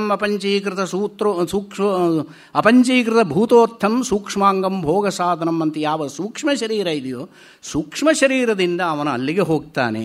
ಧೂಮಾದಿ ಮಾರ್ಗಗಳಿಂದ ಹೋಗ್ತಾನೆ. ಧೂಮಾದಿ ಮಾರ್ಗಗಳಿಂದ ಹೋಗುವವರು ಯಾರಪ್ಪ ಅಂತ ಕೇಳಿದರೆ ಇಷ್ಟಾಧಿಕಾರಿಗಳು. ಇಷ್ಟಾಧಿಕಾರಿಗಳು ಅಂತ ಹೇಳಿದರೆ ಲೋಕದಲ್ಲಿ ಯಜ್ಞಯಾಗಾದಿಗಳನ್ನು ಮಾಡ್ತಾರೆ. ಅನೇಕ ಯಜ್ಞಯಾಗಾದಿಗಳು, ಹೋಮ ಹವನಾದಿಗಳನ್ನು ಮಾಡ್ತಾರೆ, ಪೂಜಾದಿಗಳನ್ನು ಮಾಡ್ತಾರೆ. ಅವರೆಲ್ಲ ಇಷ್ಟಾಧಿಕಾರಿಗಳು.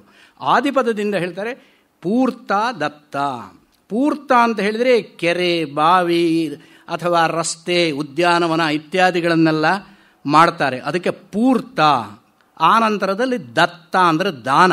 ದಾನವನ್ನು ಮಾಡ್ತಾರೆ ಇಂಥ ದಾನಿಗಳು. ಎಷ್ಟು ಜನ ದಾನಿಗಳಿದ್ದಾರೆ ಲೋಕದಲ್ಲಿ. ಬಲಿಚಕ್ರವರ್ತಿ ಅಂತಹ ಅವನು ಅತ್ಯಂತ ದಾನಿ ಅಂತ ನಾವು ಕೇಳಿದ್ದೇವೆ. ಅಲ್ಲಿಯವರೆಗೆ ಮಾಡಿರುವಂತಹ ದಾನಕ್ಕೂ ಫಲ ಯಾವುದು ಅಂದರೆ ಸ್ವರ್ಗ ಫಲ. ಆ ಸ್ವರ್ಗಾದಿ ಫಲಗಳನ್ನು ಪಡೆಯುವುದಕ್ಕೋಸ್ಕರ ಇಷ್ಟಾಧಿಕಾರಿಗಳು ಅಲ್ಲಿ ಹೋಗ್ತಾರೆ. ಇದು ಧೂಮಾದಿ ಮಾರ್ಗ ಅಥವಾ ಪಿತೃಯಾಣ ಮಾರ್ಗ ಅಥವಾ ದಕ್ಷಿಣಾಯಣ ಮಾರ್ಗ ಅಂತ ಹೇಳ್ತಾರೆ. ಈ ಮಾರ್ಗದಲ್ಲಿ ಹೋಗಿ ಆ ಲೋಕಕ್ಕೆ ಹೋಗಿ ಅನುಭವಿಸಿ ಪುನಃ ಇಲ್ಲಿಗೆ ಬರ್ತಾರೆ. ಇನ್ನು ಉಪಾಸಕರು ಯೋಗಿಗಳಾದರೆ ಉತ್ತರಾಯಣ ಮಾರ್ಗ ಅಥವಾ ಅರ್ಚಿರಾದಿ ಮಾರ್ಗ ಅಥವಾ ದೇವಯಾನ, ಈ 3 ಹೆಸರು ಹೇಳ್ತಾರೆ ಆ ಮಾರ್ಗಕ್ಕೆ. ಅರ್ಚಿರಾದಿ ಮಾರ್ಗದಲ್ಲಿ ಹೇಗೆ ತೇರ್ಚಿಷಮಭಿಸಂಭವಂತಿ ಅರ್ಚಿಷೋ ಅಹ ಅನ್ನ ಆಪೂರ್ಯಮಾಣ ಪಕ್ಷ ಆಪೂರ್ಯಮಾಣ ಪಕ್ಷಾದ್ ಯಾಂಗ್ ಉದಂಗೇತಿ ಷಣ್ಮಾಸಾನ್ ಮಾಸೇಭ್ಯ ಸಂವತ್ಸರಂ ಸಂವತ್ಸರಾದ್ ಆದಿತ್ಯಂ ಆದಿತ್ಯ ಚಂದ್ರಮಸಂ ತಥೋ ಅಮಾನವ ಪುರುಷ ಏನಾನ್ ಬ್ರಹ್ಮ ಗಮಯತಿ. ಇದು ಹೇಳಿದ್ದಾರೆ. ಅರ್ಚಿರಾದಿ ಮಾರ್ಗದಲ್ಲಿ ಅಲ್ಲಿರುವಂತಹ ದೇವಸ್ವರೂಪಿಯಾದಂತಹ ವ್ಯಕ್ತಿಗಳು ಬಂದು ಆ ದೇವತೆಗಳು ಇವನನ್ನು ಜೀವನನ್ನು ಕರ್ಕೊಂಡು ಹೋಗ್ತಾರೆ. ಜೀವ ಆವಾಗ ಹೋಗೋದಿಲ್ಲ. ಜೀವನನ್ನು ಪ್ರತಿಯೊಂದು ಕ್ಷಣ ಈ ದೇಹವನ್ನು ಬಿಟ್ಟ ನಂತರ ಜೀವ ಅಸ್ವತಂತ್ರನಾಗ್ತಾನೆ. ಅವನನ್ನು ಆಯಾ ಸ್ಥಾನದಲ್ಲಿರುವ ದೇವತೆಗಳು ಮುಂದಿನ ಸ್ಥಾನಕ್ಕೆ ತಲುಪಿಸ್ತಾರೆ. ಹೇಗೆ ಕೊರಿಯರ್ ಸರ್ವಿಸ್ ಇರೋದಿಲ್ವೇ, ಹಾಗೆ ಅವರು ಒಂದು ಕಡೆಯಿಂದ ಇನ್ನೊಂದು ಕಡೆಗೆ ತಲುಪಿಸ್ತಾರೆ. ಆ ರೀತಿಯಾಗಿ ಅರ್ಚಿರಾದಿ ಮಾರ್ಗದಲ್ಲಿ ಉತ್ತರಾಯಣ ಮಾರ್ಗದಲ್ಲಿ ಹೋದವರಿಗೆ ಬ್ರಹ್ಮ ಸಾಯುಜ್ಯ ಅಂದರೆ ಹಿರಣ್ಯಗರ್ಭ ಸಾಯುಜ್ಯ ಬರುತ್ತೆ. ಅದು ಇಲ್ಲದೆ ಇಷ್ಟಾಧಿಕಾರಿಗಳಾದಂತಹ ಮನುಷ್ಯರು ಸ್ವರ್ಗಕ್ಕೆ ಹೋದರು ಪುನಃ ಈ ಲೋಕಕ್ಕೆ ಬರ್ತಾರೆ. ಹೇಗೆ ಬರ್ತಾರೆ? ದ್ಯುಪರ್ಜನ್ಯ ಪೃಥ್ವಿ ಪುರುಷ ಯೋಷಿತ್ಸು ಅಗ್ನಿತ್ವಧ್ಯಾನಂ ಪಂಚಾಗ್ನಿವಿದ್ಯಾ ಅಂತ ಉಪನಿಷತ್ತಿನಲ್ಲಿ ಹೇಳಿದ್ದಾರೆ. ದ್ಯು ಪರ್ಜನ್ಯ ಪೃಥ್ವಿ ಪುರುಷ ಯೋಷಿತ್, ಈ 5 ಪಂಚ ಅಗ್ನಿಗಳು. ದ್ಯೌಹು ಅಂದರೆ ಆಕಾಶ, ದ್ಯು ಪರ್ಜನ್ಯ ಅಂತ ಹೇಳಿದರೆ ವೃಷ್ಟಿ ಮಳೆ, ಪೃಥ್ವಿ ಪುರುಷ ಯೋಷಿತ್, ಇದು ಪಂಚ ಅಗ್ನಿಗಳು. ಈ ಪಂಚ ಅಗ್ನಿಗಳಲ್ಲಿ ಪಂಚ ಆಹುತಿಗಳು ಶ್ರದ್ಧಾ ಸೋಮ ವೃಷ್ಟಿ ಅನ್ನ ರೇತೋ ರೂಪದಲ್ಲಿ ಪಂಚ ಆಹುತಿಗಳು. ಶ್ರದ್ಧಾನುವಂಥ ಆಹುತಿ ದಿವಿ ಅಂದರೆ ಆಕಾಶದಲ್ಲಿ ಮೊದಲನೇ ಆಹುತಿ ರೂಪದಲ್ಲಿ ಜೀವ ಬರ್ತಾನೆ. ಆನಂತರದಲ್ಲಿ ಸೋಮ ಎಂಬ ಆಹುತಿ ಶ್ರದ್ಧಾ ಸೋಮ ದ್ಯು ಪರ್ಜನ್ಯ, ಸೋಮ ಎಂಬ ಆಹುತಿ ಪರ್ಜನ್ಯದಲ್ಲಿ ವೃಷ್ಟಿಯಲ್ಲಿ ಸೇರಿಕೊಂಡು ಬರ್ತಾನೆ. ಆ ಸೋಮ ರೂಪದಲ್ಲಿ ಜೀವ ಬರ್ತಾನೆ ವೃಷ್ಟಿಯಲ್ಲಿ ಸೇರಿಕೊಂಡು. ಆನಂತರದಲ್ಲಿ ದ್ಯು ಪರ್ಜನ್ಯ ಪೃಥ್ವಿಗೆ ವೃಷ್ಟಿ ರೂಪದಲ್ಲಿ ಬರ್ತಾನೆ. ಜೀವ ಮೇಲಿಂದ ಕೆಳಗೆ ಬರೋ ಕ್ರಮ ಹೀಗೆ. ಅವನು ವೃಷ್ಟಿ ರೂಪದಲ್ಲಿ ಭೂಮಿಗೆ ಬರ್ತಾನೆ. ಆನಂತರದಲ್ಲಿ ವೃಷ್ಟಿ ರೂಪದಲ್ಲಿ ಬಂದವನು ಧಾನ್ಯ ರೂಪದಲ್ಲಿ ಸೇರಿಕೊಳ್ತಾನೆ. ಧಾನ್ಯ ರೂಪದಲ್ಲಿ ಸೇರಿಕೊಂಡಾಗ ಪುರುಷನ ಶರೀರವನ್ನು ಪಡೆಯುತ್ತಾನೆ. ಪುರುಷನ ಶರೀರದಲ್ಲಿ ಬಂದಾಗ ನಂತರದಲ್ಲಿ ರೇತೋ ರೂಪವನ್ನು ಪಡೆಯುತ್ತಾನೆ. ರೇತೋ ರೂಪದಿಂದ ಸ್ತ್ರೀ ಗರ್ಭಾಶಯವನ್ನು ಪ್ರವೇಶಿಸಿ ಅವನು ಪುರುಷ ರೂಪವನ್ನು ಜೀವರೂಪವನ್ನು ಪಡೆಯುತ್ತಾನೆ. ಇದು ಸೃಷ್ಟಿಯ ಕ್ರಮ. ಹೋಗುವುದು ಹೇಗೆ, ಬರುವುದು ಹೇಗೆ, ಇದು ಈ ರೀತಿಯಾಗಿ ಇರುವಂತಹ ಒಂದು ಗಮನಾಗಮನ ಅನ್ನುವಂತಹ ವಿಚಾರವನ್ನು ನಾವು ತಿಳಿದಾಗ ಏನಾಗುತ್ತೆ? ಈ ಸೃಷ್ಟಿ ನಮಗೆ ಬೇಕೇ? ಇದರಲ್ಲೇ ನಾವು ಒದ್ದಾಡ್ತಾ ಇರಬೇಕೇ? ಹೋಗೋದು ಬರೋದು, ಪುನರಪಿ ಜನನಂ ಪುನರಪಿ ಮರಣಂ, ಈ ರೀತಿಯಾಗಿ ಹೋಗಿ ಬಂದು ಈ ಒಂದು ಬರ್ತ್ ಆ್ಯಂಡ್ ಡೆತ್ ಸರ್ಕಲ್ ಅಂತ ನಾವು ಏನು ಹೇಳ್ತೀವಿ ಅದರಲ್ಲೇ ನಾವು ಒದ್ದಾಡ್ತಾ ಇದ್ದರೆ ಇದರಿಂದ ಈ ಸಂಸಾರ ಚಕ್ರದಿಂದ ಈಚೆಗೆ ಬರಬೇಕು ಅನ್ನುವಂಥ ಬಯಕೆ ಬರುತ್ತೋ ಇಲ್ವೋ ಇದನ್ನು ತಿಳಿದಾಗ? ಯಾಕೆ ಅಂದರೆ ಸ್ತ್ರೀಯ ಗರ್ಭಾಶಯದಲ್ಲಿ ನವಮಾಸದವರೆಗೆ ಆಕೆ ಹೊತ್ತು ಹೆತ್ತು ಏನು ಕಷ್ಟಪಡ್ತಾಳೋ ಅದಕ್ಕಿಂತ 10 ಪಟ್ಟು ಕಷ್ಟವನ್ನು ಜೀವ ಗರ್ಭದ ಒಳಗೆ ಇರುವವನು ಪಡ್ತಾನೆ. ಯಾಕೆ ಪಡ್ತಾನೆ ಅಂತ ಕೇಳಿದರೆ ಆವಾಗ ಮನುಷ್ಯನಿಗೆ ಹಿಂದಿನ ಜನ್ಮದ ಸ್ಮರಣ ಇರುತ್ತೆ. ಗರ್ಭಾಶಯದಲ್ಲಿ ಇರುವಂತಹ ಶಿಶುವಿಗೆ ಹಿಂದಿನ ಜನ್ಮದ ಸ್ಮರಣ ಇದ್ದಾಗ ಆ ಗರ್ಭದಲ್ಲಿರುವ ಶಿಶು ಯೋಚನೆ ಮಾಡುತ್ತಂತೆ, ಈ ಗರ್ಭದಿಂದ ನಾನು ಹೊರಗೆ ಹೋದರೆ ಸಾಕು, ನಾನು ಇನ್ನೇನಿದ್ರೂ ಮೋಕ್ಷಕ್ಕೆ ಬೇಕಾಗುವಂತಹ ಕಾರ್ಯವನ್ನೇ ಮಾಡೋದು ಜೀವನದಲ್ಲಿ, ಇನ್ನೇನನ್ನೂ ಮಾಡೋದಿಲ್ಲ. ಯಾಕೆ? ಈ ಗರ್ಭಾಶಯದಲ್ಲಿ ಮಲಮೂತ್ರ ಮಧ್ಯಗಳಲ್ಲಿ ಇರುವಂತಹ ಒಂದು ಅತ್ಯಂತ ಅಂಧಕಾರದಲ್ಲಿ ಇರುವಂತಹ ಒಂದು ಸ್ಥಿತಿ ಏನಿದೆಯೋ ಅದು ಸ್ಮರಣೆ, ಹಿಂದಿನ ಜನ್ಮದ ಸ್ಮರಣೆ, ದುಃಖದ ಸ್ಮರಣೆ ಎಲ್ಲವನ್ನೂ ಇಟ್ಟುಕೊಂಡು ಒದ್ದಾಡ್ತಾ ಇರುತ್ತೆ. ಮಗು ಕೈಕಾಲ ಆಡಿಸುತ್ತೆ ಅಂತ ನಾವು ಗರ್ಭಿಣಿ ಸ್ತ್ರೀಯರು ಹೇಳುವುದನ್ನು ಕೇಳಿದ್ದೇವೆ. ಕೈಕಾಲ ಆಡಿಸೋದು ಏನು? ಅಲ್ಲಿ ಇರಲಿಕ್ಕಾಗದೆ ಜಾಠರಾಗ್ನಿಯ ತಾಪವೂ ಇರುತ್ತೆ. ಆಮೇಲೆ ವಿಣ್ಮೂತ್ರಾಮೇಧ್ಯ ಮಧ್ಯೆ ಕ್ವಥಯತಿ ನಿತರಾಂ ಜಾಠರೋ ಜಾತವೇದ, ಭಗವತ್ಪಾದರು ಹೇಳಿದ್ದಾರೆ. ಆದೌ ಕರ್ಮ ಪ್ರಸಂಗಾತ್ ಕ್ವಥಯತಿ ಕಲುಷಂ ಜಾಠರೋ ಜಾತವೇದಾಹ. ಜಾಠರಾಗ್ನಿ ಏನಿದೆಯೋ ಅದರಿಂದ ತಾಪವನ್ನು ಅನುಭವಿಸ್ತಾ ಇರ್ತಾನೆ. ಈ ದುಃಖವನ್ನು ಅನುಭವಿಸ್ತಾ ಇದ್ದಂಥ ಸಮಯದಲ್ಲಿ ಅದೇನು ಸ್ವಲ್ಪ ಕಾಲವೇ, 9 ತಿಂಗಳು. 9 ತಿಂಗಳು ತುಂಬಿ ಆನಂತರದಲ್ಲಿ ಅವನು ಈಚೆಗೆ ಬರುವವರೆಗೆ ನಾನು ಹಿಂದಿನ ಜನ್ಮದಲ್ಲಿ ಏನೇನು ಪಾಪ ಮಾಡಿದ್ದೆ ಅದೆಲ್ಲ ಅವನ ಸ್ಮರಣೆಗೆ ಬಂದು ಇನ್ನು ಮುಂದೆ ಯಾವುದೇ ಕಾರಣಕ್ಕೂ ಆ ಪಾಪವನ್ನು ಮಾಡೋದಿಲ್ಲ ಅಂತ ಸಂಕಲ್ಪ ಮಾಡಿಕೊಂಡಿರ್ತಾನಂತೆ. ಅಂಥವನು ಯಾವಾಗ ಗರ್ಭಾಶಯದಿಂದ ಹೊರಗೆ ಬರ್ತಾನೋ ವೈಷ್ಣವೀ ಮಾಯೆ ಅನ್ನುವಂಥದ್ದು ಆವರಿಸಿಬಿಡುತ್ತಂತೆ. ಎಲ್ಲ ಮರೆತು ಹೋಗುತ್ತೆ. ಪುನಃ ಅವನು ಮಾಡೋದು ಅದೇ ಕೆಲಸ. ಇದು ಮನುಷ್ಯನ ಒಂದು ಜೀವನದ ಸ್ಥಿತಿ. ಇಂತಹ ಸಂಸಾರ ಚಕ್ರ ಏನಿದೆಯೋ, ಹುಟ್ಟುವುದು ಸಾಯುವುದು ಇತ್ಯಾದಿಗಳನ್ನು ತಿಳಿದಾಗ ಈ ಹುಟ್ಟು ಸಾವಿನ ರೂಪದಲ್ಲಿರುವಂತಹ ಸಂಸಾರದ ಬಗ್ಗೆ ಜುಗುಪ್ಸೆ ವೈರಾಗ್ಯ ಬರಲಿಕ್ಕೆ ಉಂಟೋ ಇಲ್ಲವೋ? ಅದೇ ಇರಲಿ ಅಂತ ಯಾರಾದರೂ ಹೇಳ್ತಾರೋ? ಅದೇ ಇರಲಿ ಅಂತ ಹೇಳೋಕ್ಕೆ ಸಾಧ್ಯವೇ ಇಲ್ಲ. ಅದು ಬೇಡ ಅಂತಲೇ ಹೇಳೋದು. ಬೇಡ ಅಂದರೆ ಇನ್ನೇನು ಮಾಡಬೇಕು? ಅದು ಬೇಡ ಅಂದಾಗ ಇನ್ನೊಂದು ಹಿಡ್ಕೊಳ್ಳಿಕ್ಕೆ ಬೇಕಲ್ಲ. ಹಿಡ್ಕೊಳ್ಳಿಕ್ಕೆ ಬೇಕಾಗುವಂಥದ್ದು ಒಂದಿದ್ದರೆ ಇದನ್ನು ಬೇಡವಾದದ್ದನ್ನು ಬಿಡಬಹುದು. ಇನ್ನೊಂದು ನಮಗೆ ಗೊತ್ತಿಲ್ಲ, ಸಿಕ್ಕಿಲ್ಲ ಅಂತ ಹೇಳಿದಾಗ ಅದಕ್ಕಾಗಿ ಜಿಜ್ಞಾಸೆ ಮಾಡುವುದಕ್ಕೆ ಹೊರಟಿದ್ದು. ಇದಿಷ್ಟು ವೈರಾಗ್ಯ ಬಂದಾಗ ಅದಕ್ಕೆ ನಿತ್ಯಾನಿತ್ಯ ವಸ್ತು ವಿವೇಕ. ಇದು ಅನಿತ್ಯವಾದ ಸ್ವರೂಪ. ಎಲ್ಲ ಈ ಕರ್ಮದಿಂದ ಪಡೆದಂತಹ ಲೋಕಗಳೇನಿದ್ದಾವೆ, ಪುಣ್ಯದಿಂದ ನಾವು ಸಂಪಾದನೆ ಮಾಡ್ತೀವಿ, ಅದು ಕೂಡ ಅನಿತ್ಯವೇ. ಎಷ್ಟು ದಿವಸ ಇರುತ್ತಪ್ಪ? ಮಹಾ ಅಂದರೆ ಇಂದ್ರ ಪದವಿಯೇ ಒಂದು ಕಲ್ಪದವರೆಗೆ. ಇದು ಮನ್ವಂತರ. ಮನ್ವಂತರದಲ್ಲಿ ಸಂಪೂರ್ಣವಾಗಿ ಮನ್ವಂತರಗಳು ಏನಿದ್ದಾವೆ, ಒಂದೊಂದು ಮನ್ವಂತರಕ್ಕೂ ಕೂಡ ಇಂದ್ರ ಅನ್ನುವಂಥವನು ಬೇರೆ ಆಗುತ್ತಾನೆ, ಸಪ್ತರ್ಷಿಗಳು ಬೇರೆ ಆಗುತ್ತಾರೆ. ಇವರೆಲ್ಲ ಬೇರೆ ಬೇರೆ ಆಗ್ತಾ ಇರುವಂತಹ ಸಂದರ್ಭದಲ್ಲಿ ಇಂದ್ರನ ಪದವಿಯೇ ಶಾಶ್ವತವಲ್ಲ ಅಂದಮೇಲೆ ದೇವತೆಗಳಿಗೂ ಹುಟ್ಟು ಸಾವು ಇದೆ. ಏನಪ್ಪ ಹಿಂಗೆ ಹೇಳ್ತಿದ್ದಾರೆ ಮೂರ್ತಿಯವರು ಅಂತ ಕೇಳ್ಬೋದು. ದೇವತೆಗಳು ಕೂಡ ನಮ್ಮ ಹಾಗೆ ಜೀವರೇ. ದೇವತೆಗಳೇನು ಬೇರೆ ಅಲ್ಲ. ಏನು ವ್ಯತ್ಯಾಸ?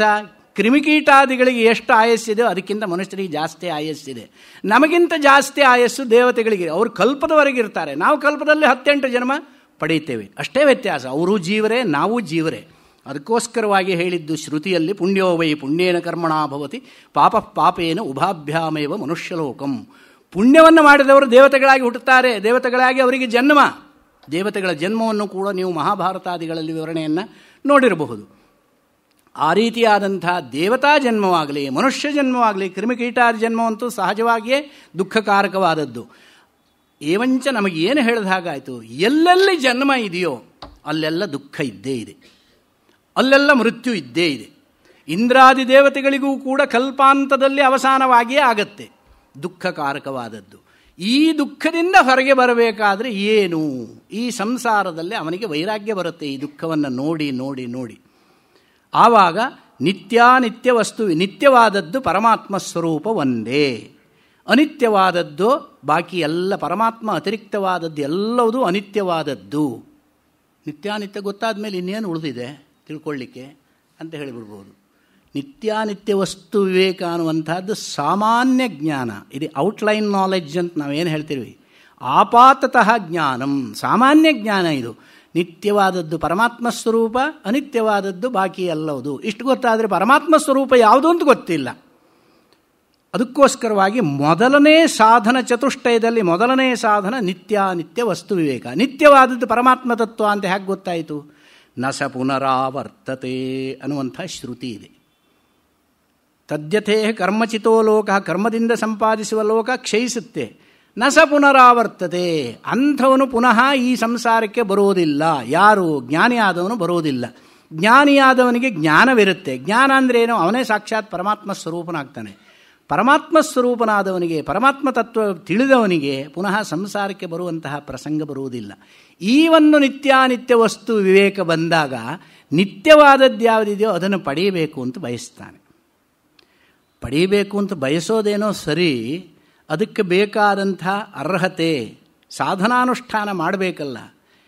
ಆ ಒಂದು ನಿತ್ಯಾನಿತ್ಯ ವಸ್ತು ವಿವೇಕ ಅಷ್ಟು ಮಾತ್ರ ನಮಗೂ ಎಲ್ಲರಿಗೂ ಇದೆ. ನಿತ್ಯಾನಿತ್ಯ ವಸ್ತು ವಿವೇಕ ಯಾರಿಗಿಲ್ಲ? ಪರಮಾತ್ಮ ತತ್ವ ಒಂದೇ ಸತ್ಯ, ಬಾಕಿ ಎಲ್ಲ ಅನಿತ್ಯ. ನಮಗೂ ಎಲ್ಲ ಇದೆ. ಇಷ್ಟಿದ್ರೆ ಬಂದುಬಿಡುತ್ತೋ? ಇಲ್ಲ. ಇಹ ಅಮೂತ್ರ ಫಲಭೋಗ ವಿರಾಗ. ಇಹ ಐಹಿಕ ಭೋಗದಲ್ಲಿ, ಆಮುಷ್ಮಿಕ ಭೋಗ, ಸ್ವರ್ಗಾದಿ ಭೋಗಗಳಲ್ಲಿ ವೈರಾಗ್ಯ ಬರಬೇಕು. ನಮಗೆ ಐಹಿಕ ಭೋಗದಲ್ಲೇ ವೈರಾಗ್ಯ ಬರೋದಿಲ್ಲ, ಇನ್ನು ಆಮುಷ್ಮಿಕ ಭೋಗದಲ್ಲಿ ಬರುತ್ತೆ. ಇಲ್ಲಿ ಏನು ಬೇಕು ನಮಗೆ? ನಮಗೆಲ್ಲದೂ ಬೇಕು. ಯಾವುದು ಬೇಡ? ಮನೆ ಬೇಕು, ಮಡದಿ ಬೇಕು, ಮಕ್ಕಳು ಬೇಕು, ಸಂಪತ್ತು ಬೇಕು, ಐಶ್ವರ್ಯ ಬೇಕು, ರಾಜ್ಯ ಬೇಕು, ದೇಶ ಬೇಕು, ಎಲ್ಲದೂ ಬೇಕಪ್ಪ. ಬೇಡ ಅಂತ ಹೇಳೋದು ಯಾವುದೂ ಇಲ್ಲ. ಅದಕ್ಕೆ ಒಂದೊಂದು ಕಾರ್ಯಕ್ರಮವನ್ನು ಮಾಡಿದಾಗ ನಮ್ಮಲ್ಲಿ ಭಾರತೀಯ ದಾರ್ಶನಿಕ ಸಂಪ್ರದಾಯದಲ್ಲಿ ಯಾವುದೇ ಕರ್ಮವನ್ನು ಮಾಡಿದರೆ ಅನ್ನದಾನವನ್ನು ಮಾಡಬೇಕು. ಅನ್ನದಾನವಿಲ್ಲದ ಕರ್ಮ ಶುಷ್ಕ ಚರ್ಮ ತಾಡನಕ್ಕೆ ಸಮಾನ ಅಂತ ಹೇಳ್ತಾರೆ. ಯಾಕೆ ಅಂತ ಕೇಳಿದರೆ ಒಂದು ತಮಾಷೆಯಾಗಿ ಒಂದು ಮಾತು ಹೇಳ್ತಾರೆ. ಕೆಲವು ಮಂದಿರಗಳಲ್ಲಿ ಬಹಳ ಜೋರಾಗಿ ಉತ್ಸವಗಳು ನಡೆಯುತ್ತೆ, ಅನ್ನದಾನ ಇರೋದಿಲ್ಲ. ಅನ್ನದಾನ ಅನ್ನುವಂಥದ್ದು ಮಹಾದಾನ. ಅನ್ನದಾನವಿಲ್ಲ. ಮಂದಿರೇಶು ಮಹೋತ್ಸಾಹ ಶುಷ್ಕ ಚರ್ಮ ವಿತಾಡನಂ ಅಂತೆ. ಮಂದಿರದಲ್ಲಿ ದೊಡ್ಡ ಉತ್ಸವ ನಡೀತಾ ಇದೆ, ಏನು ಡೋಲು ಹೊಡೆಯೋದು ಒಂದೇ, ಅನ್ನದಾನ ಇಲ್ಲ. ಆ ರೀತಿಯಾಗಿ ಆಗಬಾರ್ದು. ಅನ್ನದಾನ ಯಾಕೆ ಮಾಡಬೇಕು? ಅದಕ್ಕೆ ಸಂತರ್ಪಣೆ ಅಂತ ಹೇಳಿದ್ದಾರೆ. ಸಂತರ್ಪಣೆ ಯಾಕೆ ಅಂದರೆ, ಯಾವುದೇ ಕರ್ಮ ಮಾಡಿದರೂ ಕೂಡ ಮನುಷ್ಯನಿಗೆ ಏನನ್ನು ಕೊಟ್ಟರೂ ಕೂಡ ತೃಪ್ತಿ ಅಂತ ಆಗೋದಿಲ್ಲ. ಒಂದು ಯಾಗವನ್ನು ಮಾಡಿದಾಗ ಋತ್ವಿಜರಿಗೆ ನೀವು 1,00,000 ರೂಪಾಯಿ ಧನವನ್ನು ಕೊಟ್ಟರೂ ಕೂಡ, ಅಯ್ಯೋ ಇವನ ಹತ್ರ, ಈ ವೈನ ಹತ್ರ ತುಂಬ ದುಡ್ಡಿದೆ, ಆದರೂ ಜಿಪುಣತನ ಮಾಡಿ 1,00,000 ಕೊಟ್ಟ, ನಾನು 5,00,000 ಕೊಡ್ತಾನೆ ಅಂತ ಅಂದ್ಕೊಂಡಿದ್ದೆ. ಇದೇ ಯೋಚನೆ ಮಾಡ್ತಾರೋ ಇಲ್ವೋ ಯಾರೇ ಆದರೂ? ಈ ರೀತಿ ಯೋಚನೆ ಮಾಡ್ತಾನೆ. ಅಂದರೆ ಆಸೆಗೆ ಅಂತ್ಯ ಅನ್ನುವಂಥದ್ದಿಲ್ಲ. ಸಾಕು ಅನ್ನುವಂಥ ಬುದ್ಧಿ ಅಲ್ಲಿಲ್ಲ. ಸಾಕು ಅನ್ನುವಂಥ ಬುದ್ಧಿ ಬರದೇ ಇರೋದರಿಂದ, ಸಾಕು ಅನ್ನುವಂಥ ಬುದ್ಧಿ, ಇನ್ನು ಬೇಡ ಅನ್ನುವಂಥ ಬುದ್ಧಿ ಬರೋದು ಒಂದೇ ಕಡೆಯಲ್ಲಿ. ಎಲ್ಲಿ? ಭೋಜನದಲ್ಲಿ. ಸಂತರ್ಪಣೆ ಅಂತ ಅದಕ್ಕೋಸ್ಕರವಾಗಿ ನೀವು ಯಾವುದೇ ಕರ್ಮವನ್ನು ಮಾಡಿ ಅನ್ನವನ್ನಿಕ್ಕಿ ಬ್ರಾಹ್ಮಣ ಸುವಾಸಿನಿಯರು, ಮುತ್ತೈದೆಯರು, ಬಾಕಿ ಉಳಿದ ಜನಗಳ ಎಲ್ಲರಿಗೂ ಕೂಡ ಅನ್ನ ಸಂತರ್ಪಣೆಯನ್ನು ಮಾಡಿದಾಗ ಚೆನ್ನಾಗಿ ಮೃಷ್ಟಾನ್ನ ಭೋಜನವನ್ನೇನೋ ಇಡ್ತೀರಿ. ಮೃಷ್ಟಾನ್ನ ಭೋಜನ ಇದೆ ಅಂತ ಹೇಳಿಬಿಟ್ಟು ದಿನವೆಲ್ಲ ಊಟ ಮಾಡ್ತಾ ಕೂತ್ಕೊಳ್ಳಿಕ್ಕಾಗತ್ತೆ? ಎಷ್ಟರವರೆಗೆ ತಿಂತಾನೆ ತನ್ನ ಹೊಟ್ಟೆಗೆ ತುಂಬುವಷ್ಟು. ಆನಂತರದಲ್ಲಿ ಸಾಕು ಅಂತ ಹೇಳ್ತಾನೆ.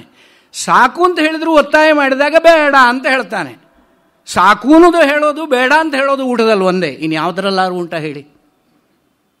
ಎಷ್ಟೇ ದುಡ್ಡು ಬರಲಿ ಸಾಕು ಅಂತ ಹೇಳೋದಿಲ್ಲ, ಇನ್ನು ಬೇಕು ಅಂತಲೇ ಹೇಳೋದು.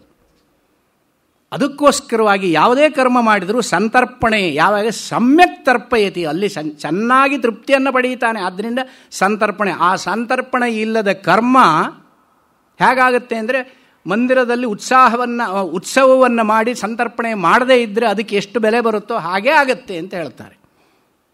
ಆ ರೀತಿಯಾಗಿ ಅದಕ್ಕೋಸ್ಕರ ಸಂತರ್ಪಣೆಯನ್ನು ಇಟ್ಟಿರುವಂತಹದ್ದು. ಹೀಗೆ ಮನುಷ್ಯನಿಗೆ ತೃಪ್ತಿ ಎನ್ನುವಂಥದ್ದು ಬರೋದಿಲ್ಲ. ಆದರೆ ಐಹಿಕ ಭೋಗದಲ್ಲಿ ನಮಗೆ ವೈರಾಗ್ಯ ಬರಬೇಕು. ಯಾವಾಗ ಬರುತ್ತೆ? ದುಃಖವನ್ನು ಅನುಭವಿಸಿದಾಗ.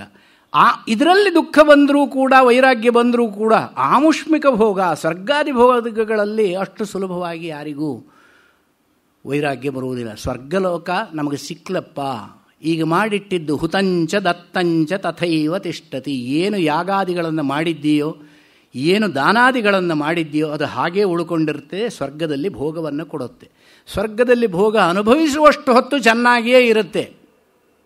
ಸ್ವರ್ಗಭೋಗ, ಕಲ್ಪವೃಕ್ಷ, ಕಾಮಧೇನು, ರಂಭಾದಿಗಳು ಏನೇನಿದೆಯೋ ಅವರಿಗೆ ಗಂಧರ್ವಲೋಕವಾದರೆ ಯಾವಾಗಲೂ ಗಾಯನದಲ್ಲೇ ಮುಳುಗಿರುತ್ತಾರೆ, ನರ್ತನದಲ್ಲೇ ಮುಳುಗಿರುತ್ತಾರೆ.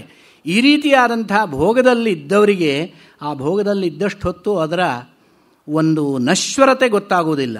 ಭೋಗ ಮುಗಿದು ಕೆಳಗೆ ಬರುವಾಗ, ಆ ಒಂದು ಶೋಕಾಗ್ನಿ ಸಂತಪ್ತನಾದಾಗ ವೈರಾಗ್ಯ ಬರುತ್ತಾನಂತೆ ಅವನಿಗೆ. ಆವಾಗ ಅವನು ಕೆಳಗೆ ಬರ್ತಾನೆ. ಕೆಳಗೆ ಬರುವಾಗ ಶ್ರದ್ಧಾ, ಸೋಮ, ವೃಷ್ಟಿ, ಅನ್ನ, ರೇತೋ ರೂಪದಲ್ಲಿ ಇಲ್ಲಿ ಬರ್ತಾನೆ. ಇಲ್ಲಿ ಬರುವಾಗಲೂ ಅಷ್ಟೇ ಧಾನ್ಯಾದಿಗಳ ರೂಪದಲ್ಲಿ ಅವನು ಬಂದಾಗ, ಧಾನ್ಯ ರೂಪದಲ್ಲಿರುವವನು ಪುನಃ ಪುರುಷಾಕೃತಿಯನ್ನು ಪಡೆಯುವುದಕ್ಕೆ ಬಹಳ ಸಮಯ ಹಿಡಿಯುತ್ತೆ. ಅದಕ್ಕೆ ನಮ್ಮಲ್ಲಿ ಹಿಂದಿನವರೆಲ್ಲ ಹೇಳ್ತಾ ಇದ್ದರು, ಒಂದು ಅಕ್ಕಿ ಕಾಳು ಬಿದ್ದರೂ ಕೂಡ ವೇಸ್ಟ್ ಮಾಡಬಾರ್ದು, ಹೆರಕಿ ಹಾಕಬೇಕು ಪಾತ್ರೆಗೆ. ಅದರಲ್ಲಿ ಜೀವ ಇರ್ತಾನೆ. ಲಕ್ಷ್ಮಿ ಇರ್ತಾಳೆ ಅಂತ ಎಲ್ಲವರು ಹೇಳೋದು, ಲಕ್ಷ್ಮಿ ಅಲ್ಲ, ಜೀವ ಇರ್ತಾನೆ. ಯಾವ ಕಾಳಿನಲ್ಲಿ ಯಾವ ಜೀವ ಇರ್ತಾನೋ ಗೊತ್ತಿಲ್ಲ. ಅಥೋ ವೈ ಖಲು ದುರ್ನಿಷ್ಪ್ರಪತತರಂ ಬ್ರಹ್ಮ, ಈ ಬೃಹದಾರಣ್ಯಕೋಪನಿಷತ್ತಿನಲ್ಲಿ ಹೇಳ್ತಾರೆ. ಆ ಧಾನ್ಯ ರೂಪದಲ್ಲಿ ಇರುವ ಜೀವ ಅದರಿಂದ ಹೊರಗೆ ಬರುವುದು ಬಹಳ ಕಷ್ಟ. ಯಾಕೆ ಅಂದರೆ ಅಕ್ಕಿಯ ರೂಪದಲ್ಲಿ ಬಂದಿರ್ತಾನೆ. ಆ ಅಕ್ಕಿ ಎಲ್ಲೋ ಬಿದ್ದು ನಾಶವಾಗಿ ಹೋಗುತ್ತೆ. ಅಲ್ಲಿದ್ದವನು ಪುನಃ ಜೀವ ಪುನಃ ಮಣ್ಣಿಗೆ ಸೇರಬೇಕು. ಮಣ್ಣಿಗೆ ಸೇರಿ ಪುನಃ ಧಾನ್ಯ ರೂಪದಲ್ಲಿ ಬರಬೇಕು. ಧಾನ್ಯ ರೂಪದಲ್ಲಿ ಬಂದಾಗ ಸರಿಯಾದಂಥ ವ್ಯಕ್ತಿ ಅದನ್ನು ತಿನ್ನಬೇಕು. ಸನ್ಯಾಸಿ ತಿಂದರೂ ಪ್ರಯೋಜನವಿಲ್ಲ, ವೃದ್ಧನಾದವನು ತಿಂದರೂ ಪ್ರಯೋಜನವಿಲ್ಲ, ಯುವಕನಾದವನು ತಿನ್ನಬೇಕು. ರೇತೋ ರೂಪದಲ್ಲಿ ಪರಿಣಾಮ ಹೊಂದಬೇಕು. ಆನಂತರದಲ್ಲಿ ಸ್ತ್ರೀ ಗರ್ಭಾಶಯವನ್ನು ಪ್ರವೇಶ ಮಾಡಬೇಕು. ಅದು ಜನ್ಮಕ್ಕೆ ಕಾರಣವಾಗುವಂಥದ್ದು. ಆದ್ದರಿಂದ ಈ ರೂಪದಲ್ಲಿ ಇದ್ದಾಗ ಅದರಿಂದ ಹೊರಗೆ ಬರುವುದು ಎಷ್ಟು ಕಷ್ಟ ನೀವೇ ಯೋಚನೆ ಮಾಡಿ. ಅಥೋ ವೈ ದುರ್ನಿಷ್ಪ್ರಪತತರಂ ಅಂತ ಹೇಳಿದ್ದಾರೆ. ಹಾಗಾದ ನಂತರದಲ್ಲಿ ಅವನು ಈ ಜನ್ಮಕ್ಕೆ ಬರ್ತಾನೆ, ಈ ಒಂದು ಜೀವಸ್ವರೂಪವನ್ನು ಪಡೆಯುತ್ತಾನೆ. ಇದಿಷ್ಟು ಪಡೆಯಬೇಕಾದರೆ ಕೇವಲ ಸ್ವರ್ಗಕ್ಕೆ ಹೋದವರಿಗೆ ಮಾತ್ರನೋ ಅಂತ ಕೇಳಿದರೆ ಹಾಗಲ್ಲ, ನರಕದಲ್ಲಿದ್ದವರಿಗೂ ಇದೇ ರೀತಿಯಾಗಿ ಪುನಃ ಅವರು ನರಕದ ಒಂದು ದುಃಖ ಭೋಗವನ್ನು ಅನುಭವಿಸಿ ಪುನಃ ಇಲ್ಲಿಗೆ ಹಾಗೇ ಆ ರೀತಿಯಲ್ಲೇ ಬಂದು ಪುನಃ ಜೀವಸ್ವರೂಪವನ್ನು ಪಡೆಯುತ್ತಾನೆ. ಇಂತಹ ಒಂದು ಈ ಒಂದು ಚಕ್ರ, ಸಂಸಾರ ಚಕ್ರ ಏನಿದೆಯೋ ಇದು ಅತ್ಯಂತ ದುಃಖಭೂಯಿಷ್ಠವಾದದ್ದು ಅಂತ ತಿಳಿದಾಗ ಇಲ್ಲಿಯ ಜನನವೂ ಬೇಡ, ಮರಣವೂ ಬೇಡ, ಸ್ವರ್ಗದ ಸುಖವೂ ಬೇಡ ಎಂಬ ವೈರಾಗ್ಯ ಬಂದರೆ ಇಹ ಅಮೂತ್ರ ಫಲಭೋಗ ವಿರಾಗ, ಇಲ್ಲಿ ಮತ್ತು ಅಲ್ಲಿ ಇವೆರಡರಲ್ಲೂ ವೈರಾಗ್ಯ ಬಂದಿರಬೇಕು. ಅಂಥವನಿಗೆ ಬ್ರಹ್ಮ ಜಿಜ್ಞಾಸೆ ಮಾಡುವುದಕ್ಕೆ ಅಧಿಕಾರ. ನಿತ್ಯಾನಿತ್ಯ ವಸ್ತು ವಿವೇಕ ಇದ್ದರೆ ಅವನಿಗೆ ಬ್ರಹ್ಮಜ್ಞಾನವನ್ನು ಪಡೆದುಕೊಳ್ಳುವುದಕ್ಕೆ ಅಧಿಕಾರ. ಇಷ್ಟಿದ್ರೆ ಸಾಕು, ಅದಷ್ಟು ನಮಗೂ ಇದೆಯಪ್ಪ, ನಿತ್ಯಾನಿತ್ಯ ವಸ್ತು ವಿವೇಕ ನಮಗೂ ಇದೆ, ನಮಗೂ ಇಲ್ಲಿಯ ಭೋಗಭಾಗ್ಯದಲ್ಲಿ ಅಷ್ಟು ಆಸಕ್ತಿ ಇಲ್ಲ. ಒಂದು ಹಂತದವರೆಗೆ ಮನುಷ್ಯ ಅನುಭವಿಸ್ತಾನೆ ಐಹಿಕ ಸುಖವನ್ನು. ಒಂದು 50-60 ವರ್ಷ ಆದ ನಂತರ ಮತ್ತೆ ಅವನಿಗೆ ಸಾಕು ಈ ಜೀವನದಲ್ಲಿ, ನಾ ಅನುಭವಿಸಬೇಕಾದ್ದೆಲ್ಲ ಅನುಭವಿಸಿದ್ದಾಗಿದೆ, ರಾಮ ಕೃಷ್ಣ ಅಂತ ಹೇಳಿಕೊಂಡು ಉಳಿದಷ್ಟು ಜೀವನವನ್ನು ನಾನು ಸವಿಸಿದರೆ ಸಾಕು. ಇದು ಮನುಷ್ಯನಿಗೆ ಪ್ರತಿಯೊಬ್ಬನಿಗೂ ಬಂದೇ ಬರುತ್ತೆ ಒಂದು ಹಂತದಲ್ಲಿ. ಸಾಕಲ್ಲ, ಅಷ್ಟಿದ್ರೆ ಬ್ರಹ್ಮ ಜಿಜ್ಞಾಸೆ ಮಾಡಲಿಕ್ಕೆ ಆಯಿತು? ಇಲ್ಲ, ಅಷ್ಟಿದ್ರೆ ಸಾಲದು. ಅಷ್ಟಿದ್ದವರೆಲ್ಲರೂ ಬ್ರಹ್ಮ ಜಿಜ್ಞಾಸೆ ಮಾಡ್ತಾರೆ ಅಂತ ಅರ್ಥವಲ್ಲ, ಸುಮ್ಮನೆ ಕೂತಿರ್ಬೋದು, ರಾಮಕೃಷ್ಣ ಅಂತ ಅಷ್ಟೇ ಹೇಳ್ಕೊಂಡಿರು, ವಿಚಾರ ಮಾಡೋದಿಲ್ಲ.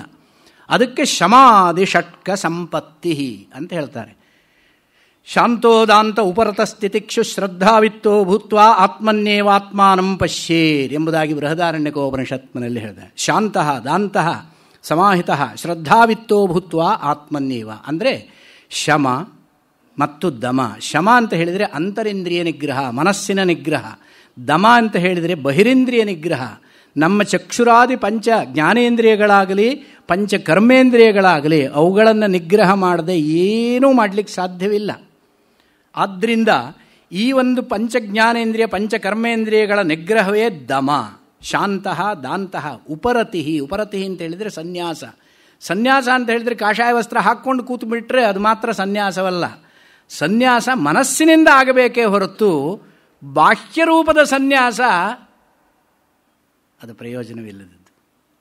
ಅಂತಹ ಸನ್ಯಾಸದಿಂದ ಏನೋ ಮಾನಸಿಕವಾಗಿ ಅವನು ಸನ್ಯಾಸಿ ಆಗಬೇಕು. ಮಾನಸಿಕವಾಗಿ ಸನ್ಯಾಸಿ ಆಗದೆ ಬಾಹ್ಯದಲ್ಲಿ ಕಾಷಾಯ ವಸ್ತ್ರವನ್ನು ಧರಿಸಿ ಮನಸ್ಸಿನಲ್ಲಿ ವಿಷಯದ ಚಿಂತನೆ ಮಾಡ್ತಾ ಇದ್ದರೆ ಅವನನ್ನು ಮಿಥ್ಯಾಚಾರಿ ಅಂತ ಹೇಳಿದೆ ಗೀತೆ. ಯಸ್ತ್ವಿಂದ್ರಿಯಾಣಿ ಮನಸಾ ನಿಯಮ್ಯಾರಭತೆ ಅರ್ಜುನ ಕರ್ಮೇಂದ್ರಿಯೇ ಕರ್ಮಯೋಗಂ ಅಸಕ್ತ ಸವಿಶಿಷ್ಯತೆ. ಇಂದ್ರಿಯಗಳನ್ನು ನಿಗ್ರಹಿಸಿ ಇರುವಂಥವನೇ ನಿಜವಾದ ಸನ್ಯಾಸಿ. ಇಂದ್ರಿಯಗಳನ್ನು ನಿಗ್ರಹಿಸದೆ ಮನಸ್ಸಿನಲ್ಲಿ ಚಿಂತನೆ ಮಾಡ್ತಾ ಇದ್ದು ಕಾಷಾಯ ವಸ್ತ್ರ ಹಾಕ್ಕೊಂಡ್ರೆ ಅವನು ಮಿಥ್ಯಾಚಾರಿ. ಅದು ಉಪರತಿ. ಆನಂತರದಲ್ಲಿ ತಿತಿಕ್ಷ. ಇದು ಬಹಳ ಇಂಪಾರ್ಟೆಂಟ್ ಆಗಿರುವಂಥದ್ದು. ತಿತಿಕ್ಷ ಅಂತ ಹೇಳಿದರೆ ದ್ವಂದ್ವ ಸಹಿಷ್ಣುತೆ. ದ್ವಂದ್ವ ಸಹಿಷ್ಣುತೆ ಅಂತ ಹೇಳಿದರೆ ಸುಖ ದುಃಖ, ಶೀತ ಉಷ್ಣ. ನಮಗೆ ಚಳಿಗಾಲ ಬಂದಾಗ ಬಿಸಿನೀರೇ ಬೇಕಾಗತ್ತೆ, ಬೇಸಿಗೆ ಬಂದಾಗ ತಣ್ಣೀರೇ ಬೇಕಾಗುತ್ತೆ. ಯಾಕೆ? ಬಿಸಿ ನೀರಾಗಲಿ ತಣ್ಣೀರಾಗಲಿ ಸುಖವನ್ನು ದುಃಖವನ್ನು ಕೊಡೋದಿಲ್ಲ. ಅದೆರಡು ನಮ್ಮ ಮನಸ್ಸಿನಲ್ಲಿದೆ. ಇದನ್ನು ನಾವು ಸಹಿಸುವ ಅಭ್ಯಾಸವನ್ನು ಮಾಡಿಕೊಂಡ್ರೆ, ನೀವು ನೋಡಿರಬಹುದು ಹಿಮಾಲಯದಲ್ಲಿ ಕೆಲವು ಸಾಧುಗಳಿದ್ದಾರೆ. ನಾನು ಕಣ್ಣಾರೆ ನೋಡಿದ್ದೇನೆ. ಡಿಸೆಂಬರ್ ತಿಂಗಳಿನಲ್ಲಿ ಎಷ್ಟು ಚಳಿ ಇರ್ತದೆ. ಅದರಲ್ಲೂ ಹರಿದ್ವಾರದಲ್ಲಿ ನಾನು ನೋಡಿದ್ದು, ಕೆಲವು ಸಾಧುಗಳು ಬಂದು ಗಂಗೆಯಲ್ಲಿ ಮುಳುಕು ಹಾಕಿ ಎದ್ದು ಹೋಗ್ತಾರೆ. ನಾವು ಮುಳುಕು ಹಾಕಿದ್ರೆ ಮತ್ತೆ ಮೇಲೆ ಬರೋಲ್ಲ. ಆ ರೀತಿಯಾದಂಥ ಚಳಿಯಲ್ಲಿ ಅವರು ಮುಳುಕಾಗಿ ಹೋಗ್ತಾರೆ. ಹೇಗೆ ಅವರಿಗೆ ಸಾಧ್ಯ? ಆ ದ್ವಂದ್ವ ಸಹಿಷ್ಣುತೆ ಬಂದಿರುತ್ತೆ. ನಾವು ಗೀಜರ್ ಹಾಕ್ಕೊಂಡೇ ಸ್ನಾನ ಮಾಡಬೇಕು ಚಳಿಗಾಲದಲ್ಲಿ. ಇದು ಶೀತೋಷ್ಣಾದಿ ದ್ವಂದ್ವ ಸಹಿಷ್ಣುತೆ ಅಂದರೆ ಮನಸ್ಸಿನ ವಿಕಾರ ಆಗದೇ ಇರುವಂತಹದ್ದು. ಹಾಗೆಯೇ ಸುಖ ದುಃಖಗಳು. ಸುಖ ಬಂದಾಗ ನಾವು ಹಿಗ್ತೇವೆ, ದುಃಖ ಬಂದಾಗ ಅಳುತ್ತೇವೆ. ಸುಖವಾಗಲಿ ದುಃಖವಾಗಲಿ ಎರಡರಲ್ಲೂ ಸಮಸ್ಥಿತಿಯನ್ನು ಕಾಯ್ದುಕೊಳ್ಳುವಂತಹದ್ದು ತಿತಿಕ್ಷ. ಆನಂತರದಲ್ಲಿ ಸಮಾಧಿ ಸಮಾಧಾನಂ ಅಂದರೆ ನಿರಂತರವಾಗಿ ಏಕವಸ್ತು ವಿಷಯಕವಾದಂಥ ಧ್ಯಾನ ಮಾಡುವಂತಹ ಮನಸ್ಸಿನ ಸ್ಥಿತಿಗೆ ಸಮಾಧಿ. ವಿಜಾತೀಯ ಪ್ರತ್ಯಯ ತಿರಸ್ಕಾರ ಪೂರ್ವಕ ಸಜಾತೀಯ ಪ್ರತ್ಯಯ ಪ್ರವಾಹೀಕರಣಂ ಸಮಾಧಿ. ಇದನ್ನೇ ಯೋಗಶಾಸ್ತ್ರದಲ್ಲಿ ಸಂಪ್ರಜ್ಞಾತ ಸಮಾಧಿ ಅಸಂಪ್ರಜ್ಞಾತ ಸಮಾಧಿ ಎರಡು ವಿಧವಾಗಿ ಹೇಳಿದ್ದಾರೆ. ಆ ಸಮಾಧಿ ಇದಿಷ್ಟನ್ನು ಅವನು ಮಾಡ್ತಾ ಇದ್ದಾನೆ ಅಂದರೆ ಏನು ಸಮಾಧಿಸ್ಥನಾಗಿ ವರ್ಷಗಟ್ಟಲೆ ಕೂತಿರ್ತಾನೆ ಅಂತ ಅರ್ಥವಲ್ಲ. ಮನಸ್ಸಿನ ಆ ಸ್ಥಿತಿಯನ್ನು ಸಂಪಾದನೆ ಮಾಡಿಕೊಳ್ಳುವಂತಹದ್ದು, ಮನಸ್ಸನ್ನು ನಿಯಂತ್ರಣ ಮಾಡಿ ಧ್ಯೇಯ ವಸ್ತುವಿನಲ್ಲಿ ನಿಲ್ಲಿಸುವಂತಹ ಸ್ಥಿತಿಗೆ ಸಮಾಧಿ. ಇದಿಷ್ಟು ಇರಬೇಕು. ಸಮಾಧಿ ಷಟ್ಕ ಸಂಪತ್ತಿ.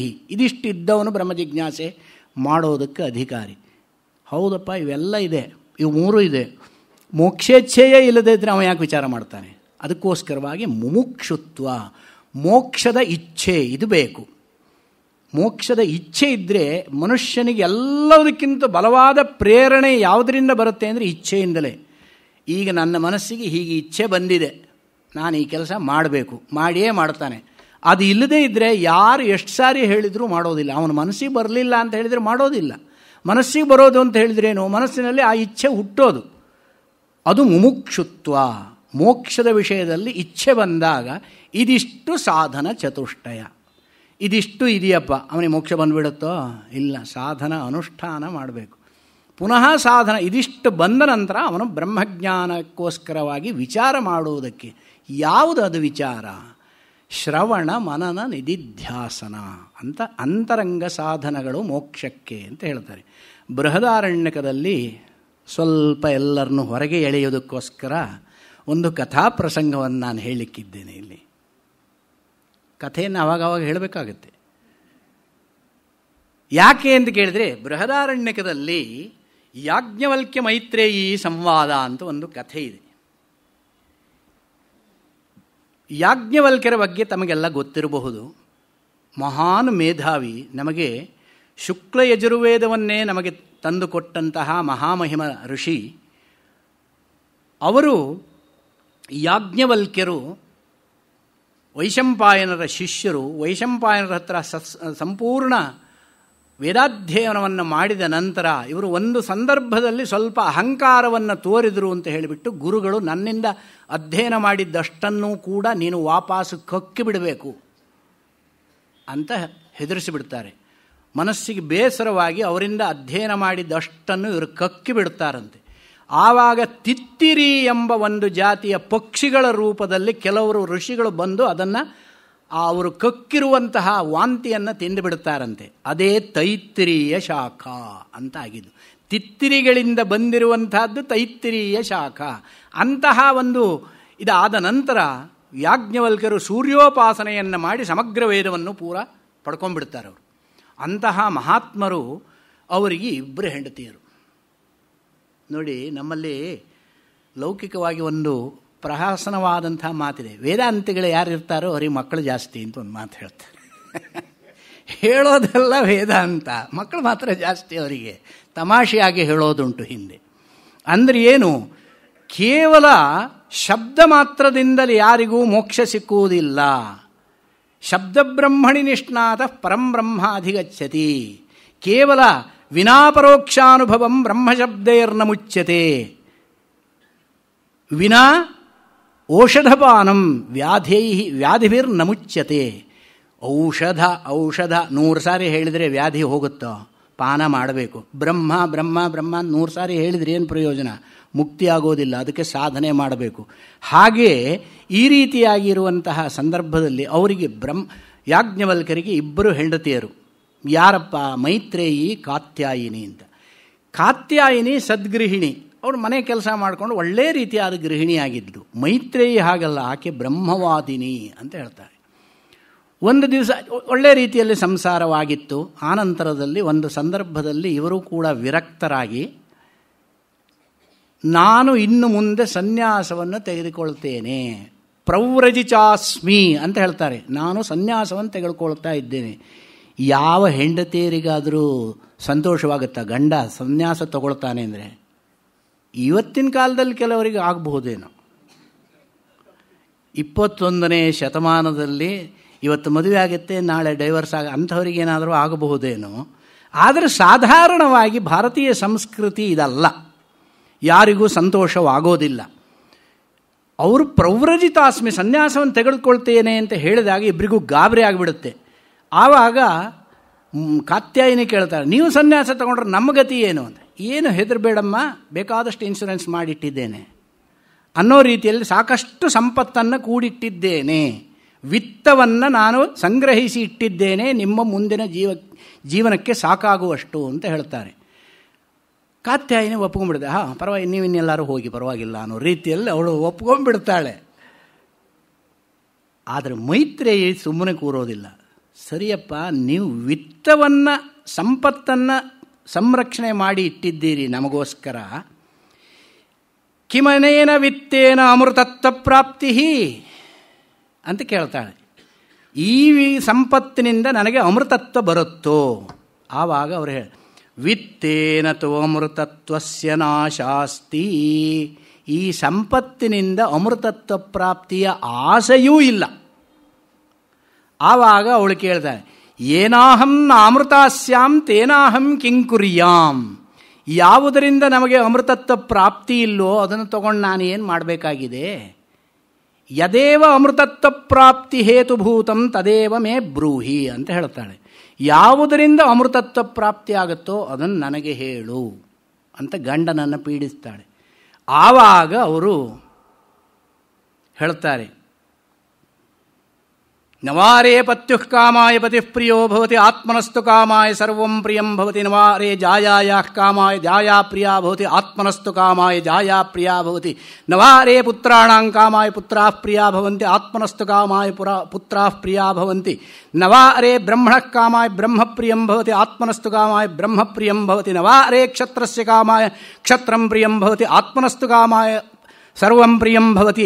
ನವಾ ಅರೆ ದೇವಾನಾಂ ಕಾಮಾಯ ದೇವಾಃ ಪ್ರಿಯಾ ಭವಂತಿ ಆತ್ಮನಸ್ತು ಕಾಮಾಯ ದೇವಾಃ ಪ್ರಿಯಾ ಭವಂತಿ. ನವಾ ಅರೆ ಸರ್ವಸ್ಯ ಕಾಮಾಯ ಸರ್ವಂ ಪ್ರಿಯಂ ಭವತಿ ಆತ್ಮನಸ್ತು ಕಾಮಾಯ ಸರ್ವಂ ಪ್ರಿಯಂ ಭವತಿ. ನವಾ ಅರೆ ವೇದಾನಾಂ ಕಾಮಾಯ ವೇದಾಃ ಪ್ರಿಯಾ ಭವಂತಿ ಆತ್ಮನಸ್ತು ಕಾಮಾಯ ಪ್ರಿಯಾ ಭವಂತಿ. ಆತ್ಮಾವಾರೇ ದ್ರಷ್ಟವ್ಯ ಶ್ರೋತವ್ಯೋ ಮಂತವ್ಯೋ ನಿಧಿಧ್ಯಾಸಿತವ್ಯ. ಇದು ಅವರು ಹೇಳಿ. ಆತ್ಮ ಅನ್ನುವಂಥದ್ದು ಏನಿದೆಯೋ ಎಲ್ಲವುದಕ್ಕಿಂತಲೂ ಹೆಚ್ಚಿನ ಪ್ರೀತಿ ಪಾತ್ರವಾದದ್ದು ಯಾವುದು ಅಂದರೆ ಆತ್ಮ. ನಾವು ಅದನ್ನು ತಿಳ್ಕೊಂಡಿಲ್ಲ. ಆತ್ಮನಸ್ತು ಕಾಮಾಯ. ಇದನ್ನು ಹೇಗೆ ಹೇಳ್ತೀರಿ? ನನಗೆ ನನ್ನ ಹೆಂಡತಿ ಅಂದರೆ ಪ್ರೀತಿ ಪಾತ್ರಳಾದವಳು, ನನ್ನ ಮಕ್ಕಳು ಅಂದರೆ ಪ್ರೀತಿ ಪಾತ್ರಳಾದವಳು, ಅದು ಹೇಗೆ ಅಲ್ಲ ಅಂತ ಹೇಳ್ತೀರಿ? ಇದಲ್ಲ ಅಂತ ಪ್ರೂವ್ ಮಾಡುವಂತಹ ಜಾಗಗಳು ಬೇಕಾದಷ್ಟಿದ್ದಾವೆ ಜೀವನದಲ್ಲಿ. ಉದಾಹರಣೆಗೆ, ಒಳ್ಳೆ ಸಂಸಾರ, ಸುಖೀ ಸಂಸಾರ, ಗಂಡ ಹೆಂಡತಿ ಮಕ್ಕಳು ಸಂಪತ್ತು ಎಲ್ಲ ಇದೆ, ಬೇಕಾದಷ್ಟಿದೆ. ಮನೆಗೆ ಬೆಂಕಿ ಬಿತ್ತು ಅಂತ ಇಟ್ಕೊಳ್ಳಿ, ರಾತ್ರಿ ಮಲಗಿದ್ದಾಗ ಹೆಸರಾಗ್ಬಿಡುತ್ತೆ. ಹೆಸರಾದ ಕೂಡಲೇ ಯಜಮಾನನಾದವನು ಏನು ಮಾಡ್ತಾನೆ? ಮೊದಲನೆಯದಾಗಿ ಹೆಂಡತಿಯನ್ನು ರಕ್ಷಣೆ ಮಾಡಲಿಕ್ಕೆ ಹೋಗ್ತಾನೆ, ಮಕ್ಕಳನ್ನು ರಕ್ಷಣೆ ಮಾಡಲಿಕ್ಕೆ ಹೋಗ್ತಾನೆ. ಮೊದಲು ಮಕ್ಕಳನ್ನು ರಕ್ಷಣೆ ಮಾಡಲಿಕ್ಕೆ ಹೋದಾಗ ತನಗೇ ಸಾವು ಬರುತ್ತೆ ಅಂತ ತಿಳಿದ್ರೆ ಬಿಟ್ಟು ಹೊರಗೆ ಬಂದುಬಿಡ್ತಾನೆ. ಹೆಂಡತಿಯನ್ನು ರಕ್ಷಣೆ ಮಾಡಲಿಕ್ಕೆ ಹೋಗ್ತಾನೆ. ಯಾಕೆ? ಹೆಂಡತಿ ಇದ್ರೆ ಪುನಃ ಮಕ್ಕಳಾಗಬಹುದು. ರಾಮಾಯಣದಲ್ಲೇ ಈ ವಿಚಾರವನ್ನು ಹೇಳಿದ್ದಾರೆ. ದೇಶೇ ದೇಶೇ ಕಲತ್ರಾಣಿ ದೇಶೇ ದೇಶೇ ಚ ಬಾಂಧವಾಃ ತಂತು ದೇಶಂ ನ ಪಶ್ಯಾಮಿ ಯತ್ರ ಭ್ರಾತಾ ಸಹೋದರಃ. ಭರತನ ವಿಷಯಕ್ಕೆ ಬಂದಾಗ ರಾಮ ಹೇಳುವಂಥ ಮಾತು, ದೇಶದ ಹೆಂಡತಿ ಹೋದರೆ ಹೋಗಬಹುದು, ಇನ್ನೊಬ್ಬಳು ಹೆಂಡತಿಯನ್ನು ಕಟ್ಟಿಕೊಳ್ಳಬಹುದು. ದೇಶೇ ದೇಶೇ ಚ ಬಾಂಧವಾಃ, ಬೇರೆ ಬೇರೆ ದೇಶದಲ್ಲಿ ಬಂಧುಗಳಿದ್ದಾರೆ. ತಂತು ದೇಶಂ ನ ಪಶ್ಯಾಮಿ ಯತ್ರ ಭ್ರಾತಾ ಸಹೋದರಃ. ಆ ಒಂದು ದೇಶ, ಒಬ್ಬ ಭ್ರಾತೃ ಆದವನು ಹೋದ ಅಂತ ಹೇಳಿದರೆ ಇನ್ನೊಬ್ಬ ಸಹೋದರ ಎಲ್ಲಿ ಬರ್ತಾನೆ ಅಂತ ರಾಮ ಹೇಳ್ತಾನೆ. ಹಾಗೆ ಹೆಂಡತಿಯನ್ನು ರಕ್ಷಣೆ ಮಾಡಲಿಕ್ಕೆ ಹೋದಾಗಲೂ ತನಗೆ ಸಾವು ಬರುತ್ತೆ ಅಂತ ನಿಶ್ಚಯವಾದರೂ ಅದನ್ನು ಬಿಟ್ಟು ಬರ್ತಾನೆ. ತಾನು ಅತ್ಯಂತ ಪ್ರೀತಿಯಿಂದ ಸಂಪಾದಿಸಿರುವಂತಹ ಐಶ್ವರ್ಯವನ್ನು ಆ ಪೆಟ್ಟಿಗೆನಾದರೂ ತೊಗೊಂಬರ್ತೀನಿ ಅಂತ ಹೋದರೂ ಅಲ್ಲಿ ಬೆಂಕಿ ಜಾಸ್ತಿ ಆಗುತ್ತೆ, ತಾನೇ ಸಾಯ್ತೇನೆ ಅಂತ ಉಳಿದ್ರೆ ನಾನೊಂದು ಉಳಿದು ಬಿಟ್ಟರೆ ಪುನಃ ಸಂಪಾದನೆ ಮಾಡ್ಬೋದು. ಎಲ್ಲದನ್ನು ಬಿಟ್ಟು ಹೊರಗಡೆ ಬರ್ತಾನೆ. ಯಾಕೆ? ಆತ್ಮನಸ್ತು ಕಾಮಾಯ ಸರ್ವಂ ಪ್ರಿಯಂ ಭವತಿ. ತನಗೆ ತಾನು ಪ್ರೀತಿ ಪಾತ್ರನಾದವನು, ತನಗಿಂತ ಬೇರೆ ಯಾವುದೂ ಪ್ರೀತಿ ಅಲ್ಲ. ಅವರೆಲ್ಲ ತನ್ನವರು ಅಂತ ಪ್ರೀತಿ ಪಾತ್ರರಾದರೆ ಹೊರತು ಅವರೆಲ್ಲ ತಾನಲ್ಲ. ಅವರು ಬೇರೆ, ತಾನು ಬೇರೆ. ತನ್ನಲ್ಲಿ ತನಗೆ ಹೆಚ್ಚು ಪ್ರೀತಿ ಇದೆಯೇ ಹೊರತು ಅವರಲ್ಲಿ ಪ್ರೀತಿ ಇಲ್ಲ ಅನ್ನುವಂಥದ್ದು ನಮಗೆ ಘಟ್ಟದಲ್ಲೂ ಅನುಭವಕ್ಕೆ ಬರುತ್ತೆ. ಇಂತಹ ಸ್ಥಿತಿ ಇರೋದರಿಂದಲೇ ಆತ್ಮನಸ್ತು ಕಾಮಾಯ ಸರ್ವಂ ಪ್ರಿಯಂ ಭವಂತಿ. ಆದ್ದರಿಂದ ಆತ್ಮಾವಾ ಅರೇ ದ್ರಷ್ಟವ್ಯ ಶ್ರೋತವ್ಯೋ ಮಂತವ್ಯೋ ನಿಧಿಧ್ಯಾಸಿತವ್ಯ. ಈ ಆತ್ಮನನ್ನು ನೀವು ಕೇಳಿರಿ, ಶ್ರವಣ ಮಾಡಿ, ಮನನ ಮಾಡಿ, ನಿಧಿಧ್ಯಾಸನ ಮಾಡಿ. ಶ್ರವಣ ಮಾಡೋದು ಅಂತ ಹೇಳಿದ್ರೆ ಏನು? ವಿಚಾರ ಮಾಡೋ. ಅದೇ ಅಥಾತೋ ಬ್ರಹ್ಮ ಜಿಜ್ಞಾಸ. ಈ ಬ್ರಹ್ಮ ಜಿಜ್ಞಾಸೆ ಮಾಡಬೇಕಾದ್ರೆ ಈ ಸಾಧನ ಚತುಷ್ಟಯ ಇರಬೇಕು.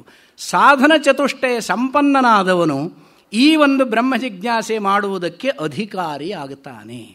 ಈ ಸಾಧನ ಚತುಷ್ಟಯ ಇದ್ದರೆ ಜಿಜ್ಞಾಸೆ ಆಗುತ್ತೆ, ಇಲ್ಲದಿದ್ದರೆ ಜಿಜ್ಞಾಸೆ ಆಗೋದಿಲ್ಲ. ಇದನ್ನೇ ವ್ಯಾಪ್ತಿ ಅಂತ ಹೇಳಿದ್ದು, ಇದನ್ನೇ ನಿಯಮ ಅಂತ ಹೇಳಿದ್ದು. ಇದಿಷ್ಟಿದ್ದವನೇ ಅಧಿಕಾರಿ. ಬಾಕಿ ಉಳಿದವರು ಅಧಿಕ ವಿಚಾರ ಮಾಡಿದರೆ ಇವತ್ತು ವಿಚಾರ ಮಾಡೋದು, ನಾಳೆ ಬಿಟ್ಟುಬಿಡೋದು, ಅದು ವಿಚಾರವಾಗುವುದಿಲ್ಲ. ಶ್ರವಣ ಅಂತ ಹೇಳಿದರೆ ಏನು? ಇಲ್ಲಿ ಕೇಳಿ ಇಲ್ಲಿ ಬಿಡೋದಲ್ಲ. ಎಷ್ಟೋ ಕಡೆ ಪುರಾಣ ಪ್ರವಚನ ನಡೀತಾ ಇರುತ್ತೆ, ಎಲ್ಲರೂ ಕೂತಿರ್ತಾರೆ, ಕೇಳ್ತಾ, ಇವತ್ತು ಕೇಳ್ತಾರೆ, ಇಲ್ಲಿ ಬಿಟ್ಟಿರ್ತಾರೆ.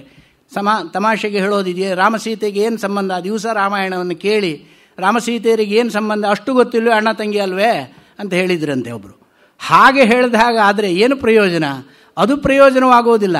ಶ್ರವಣ ಅಂತ ಹೇಳಿದರೆ ಯಾವ ರೀತಿ ಶ್ರವಣ? ಇಲ್ಲಿ ಕೇಳಿ ಇಲ್ಲಿ ಬಿಡೋದು ಶ್ರವಣವಲ್ಲ.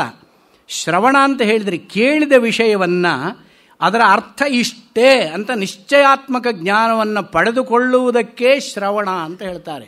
ತಾತ್ಪರ್ಯ ನಿರ್ಣಯಾನುಕೂಲ ನ್ಯಾಯ ವಿಚಾರಾತ್ಮಕ ಚೇತೋ ವೃತ್ತಿ ವಿಶೇಷ ಶ್ರವಣಂ ಅಂತ ಹೇಳ್ತಾರೆ. ತಾತ್ಪರ್ಯವನ್ನು ನಿರ್ಣಯ ಮಾಡುವಂತಹ ಮನಸ್ಸಿನ ಒಂದು ಸ್ಥಿತಿಯಲ್ಲಿ ಚಿತ್ತವೃತ್ತಿ ಏನಿದೆಯೋ, ಶ್ರವಣೇಂದ್ರಿಯ ಸಹಿತವಾದಂತಹ ವಿಚಾರಕ್ಕೆ ಶ್ರವಣ. ಆ ಒಂದು ನಿಶ್ಚಯಾತ್ಮಕ ಜ್ಞಾನ ಬಂದ ನಂತರ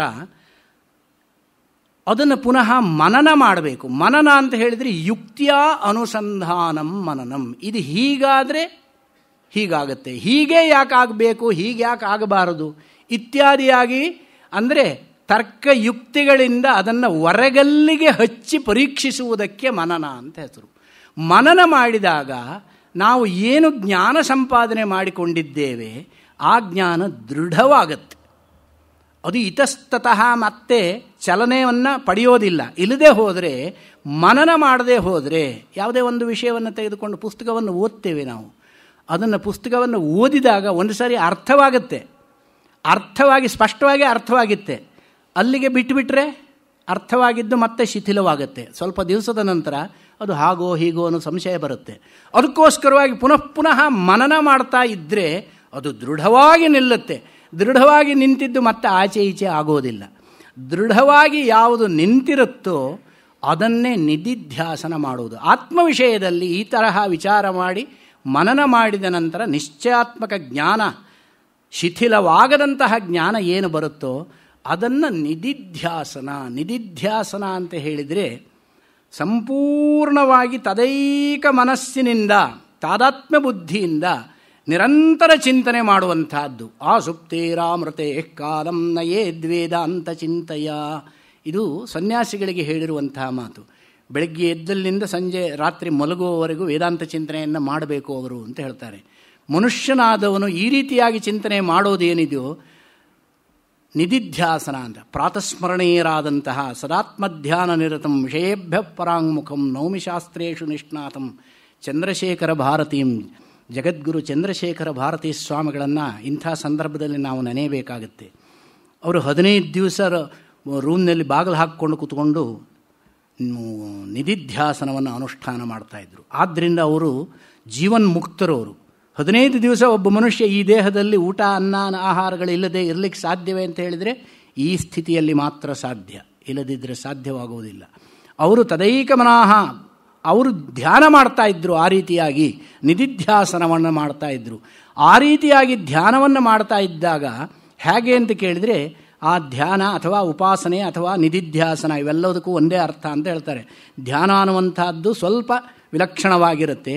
ಉಪಾಸನೆ ಮತ್ತು ನಿಧಿಧ್ಯಾಸನಗಳಿಗೆ ಸ್ವಲ್ಪ ಸಾಮ್ಯ ಇದೆ. ಇದು ಹೇಗೆ ಅಂತ ಕೇಳಿದರೆ, ಗಾಳಿ ಇದ್ದ ಜಾಗದಲ್ಲಿ ದೀಪವನ್ನಿಟ್ಟರೆ ದೀಪ ಹೇಗೆ ಆಚೆ ಈಚೆ ಚಲನೆಯನ್ನು ಹೊಂದುತ್ತಾ ಇರುತ್ತೋ ಹಾಗೆ ಇದ್ದಂತಹ ಮನಸ್ಸು ಇದ್ದರೆ, ಇತಸ್ತತಃ ಚಲನೆ ಆಗುವಂತಹ ಮನಸ್ಸಿದ್ದರೆ, ವಿಷಯಗಳ ಕಡೆಗೆ ವಾಲ್ತಾ ಇದ್ದರೆ ಆ ಮನಸ್ಸಿನಿಂದ ಏನನ್ನೂ ಸಾಧನೆ ಮಾಡಲಿಕ್ಕಾಗೋದಿಲ್ಲ. ನಿರ್ವಾತಸ್ಥ ದೀಪವತ್ ಅಂತ ಹೇಳ್ತಾರೆ ಯೋಗಶಾಸ್ತ್ರದಲ್ಲೂ ಕೂಡ. ಗಾಳಿ ಇಲ್ಲದ ಜಾಗದಲ್ಲಿಟ್ಟ ದೀಪದಂತೆ ಮನಸ್ಸನ್ನು ನಾವು ವಶೀಕರಣ ಮಾಡಬೇಕು. ಗಾಳಿ ಇಲ್ಲದ ಜಾಗದಲ್ಲಿ ಇಟ್ಟ ದೀಪ ಹೇಗಿರುತ್ತೆ? ನಿಶ್ಚಲವಾಗಿ ಒಂದೇ ರೀತಿಯಾಗಿರುತ್ತೆ, ಆಚೆ ಈಚೆ ಆಡೋದಿಲ್ಲ. ಹಾಗೆ ಮನಸ್ಸು ಆ ಸ್ಥಿತಿಯನ್ನು ತಲುಪಬೇಕಾದರೆ ಮನಸ್ಸಿನ ನಿಗ್ರಹ. ಅದಕ್ಕಾಗಿಯೇ ಶಮಾದಿಗಳು, ಶ್ರವಣ ಮನನ ನಿಧಿಧ್ಯಾಸನಗಳು ಆತ್ಮಸಾಕ್ಷಾತ್ಕಾರಕ್ಕೆ ಅಥವಾ ಮೋಕ್ಷಕ್ಕೆ ಅಂತರಂಗ ಸಾಧನಗಳು. ಶಮದಮಾದಿಗಳು ಶ್ರವಣಾದಿಗಳಿಗೆ ಬಹಿರಂಗ ಸಾಧನಗಳು. ಈ ಶ್ರವಣಾದಿಗಳನ್ನು ಮಾಡಬೇಕೋ ಶಮಾದಿಗಳನ್ನು ಅನುಷ್ಠಾನ ಮಾಡಿಕೊಳ್ಬೇಕು. ಶಮಾದಿಗಳನ್ನು ಅನುಷ್ಠಾನ ಮಾಡಿಕೊಳ್ಬೇಕೋ ವೈರಾಗ್ಯವನ್ನು ಪಡ್ಕೊಂಡಿರಬೇಕು. ವೈರಾಗ್ಯವನ್ನು ಪಡ್ಕೊಂಡಿರಬೇಕೋ ನಿತ್ಯಾನಿತ್ಯ ವಸ್ತು ವಿವೇಕ ಇರಬೇಕು. ಇದಿಷ್ಟು ಇದ್ದರೂ ಕೂಡ ಮುಮುಕ್ಷ ಅನ್ನುವಂಥದ್ದು ಒಂದು ಇಲ್ಲದೆ ಹೋದರೆ ಪ್ರಯೋಜನವಿಲ್ಲ. ಆ ಒಂದು ಮುಮುಕ್ಷ ನಮಗೆ ಬರಬೇಕು ಅಂದರೆ ದುರ್ಲಭಂ ತ್ರಯಮೇವೈತತ್ ದೈವಾನುಗ್ರಹ ಹೇತುಕಂ ಮನುಷ್ಯತ್ವಂ ಮುಮುಕ್ಷುತ್ವಂ ಮಹಾಪುರುಷ ಸಂಶ್ರಯ. ಈ ಮೂರು ಮನುಷ್ಯನಿಗೆ ಅತ್ಯಂತ ದುರ್ಲಭವಂತೆ. ಹೇಗೆ ಅಂದರೆ ದೈವಾನುಗ್ರಹ ಹೇತುಕಂ, ದೈವಾನುಗ್ರಹವನ್ನು ಪಡೆಯುವುದಕ್ಕೆ ಕಾರಣವಾದಂಥದ್ದು ಈ ಮೂರು. ಒಂದು ಮೊದಲನೆಯದಾಗಿ ಮನುಷ್ಯತ್ವ, ಎರಡನೆಯದು ಮುಮುಕ್ಷುತ್ವ, ಮೂರನೆಯದು ಮಹಾಪುರುಷ ಸಂಶ್ರಯ. ಅಂದರೆ ಜ್ಞಾನವನ್ನು ಪಡೆಯಲಿಕ್ಕೆ ದೇವತೆಗಳು ಕೂಡ ಮನುಷ್ಯರಾಗಬೇಕು ಅಂತ ಬಯಸ್ತಾರಂತೆ. ಯಾಕೆ? ದೇವತೆಗಳಿಗೆ ಕರ್ಮಾಧಿಕಾರವಿಲ್ಲ. ಕರ್ಮ ಮಾಡಬೇಕಾದ್ರೆ ಅವನು ಮನುಷ್ಯನೇ ಆಗಬೇಕು. ಅದಕ್ಕೋಸ್ಕರವಾಗಿ ದೇವತೆಗಳು ಮನುಷ್ಯ ಜನ್ಮವನ್ನು ಬಯಸ್ತಾರಂತೆ. ಅವರು ಯಾವ ಕರ್ಮ ಮಾಡೋದಿಲ್ಲ. ಕರ್ಮ ಮಾಡಿದರೆ ಯಾವ ದೇವತೆಗಳಿಗೆ ಅವರು ಆಹುತಿ ಕೊಡಬೇಕು? ಅವರು ಸ್ವಯಂ ದೇವತೆಗಳು, ತನಗೆ ತಾನೇ ಆಹುತಿಯನ್ನು ಕೊಟ್ಕೊಳ್ಳಿಕ್ಕಾಗೋದಿಲ್ಲ. ಆದ್ದರಿಂದ ಕರ್ಮಾಧಿಕಾರ ಇಲ್ಲ. ಅವ್ರದ್ದು ಏನಿದ್ರೂ ಪುಣ್ಯ ಭೋಗ ಮಾತ್ರ ಅಲ್ಲಿರೋದ್ರಿಂದ ದೇವತೆಗಳಿಗೂ ಕೂಡ ಅಧಿಕಾರವಿಲ್ಲ.